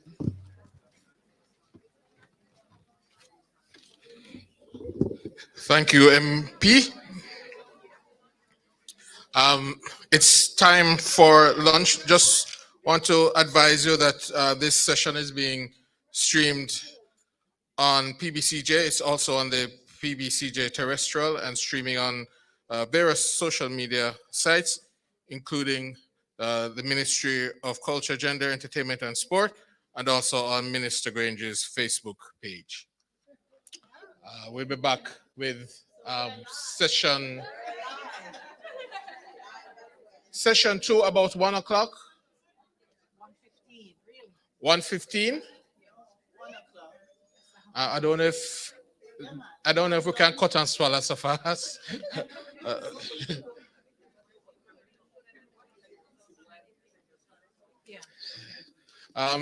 Do you want us to take presentations while you're having your meal? Yeah? A working lunch? Okay. All right, so we will try that. But in the meantime, we can start getting our meals. All right, so it's buffet style right there. So you can get your meals and we'll continue to work. Yeah? Okay, so we'll do it that way then, ladies. You have spoken and we're listening. Thank you.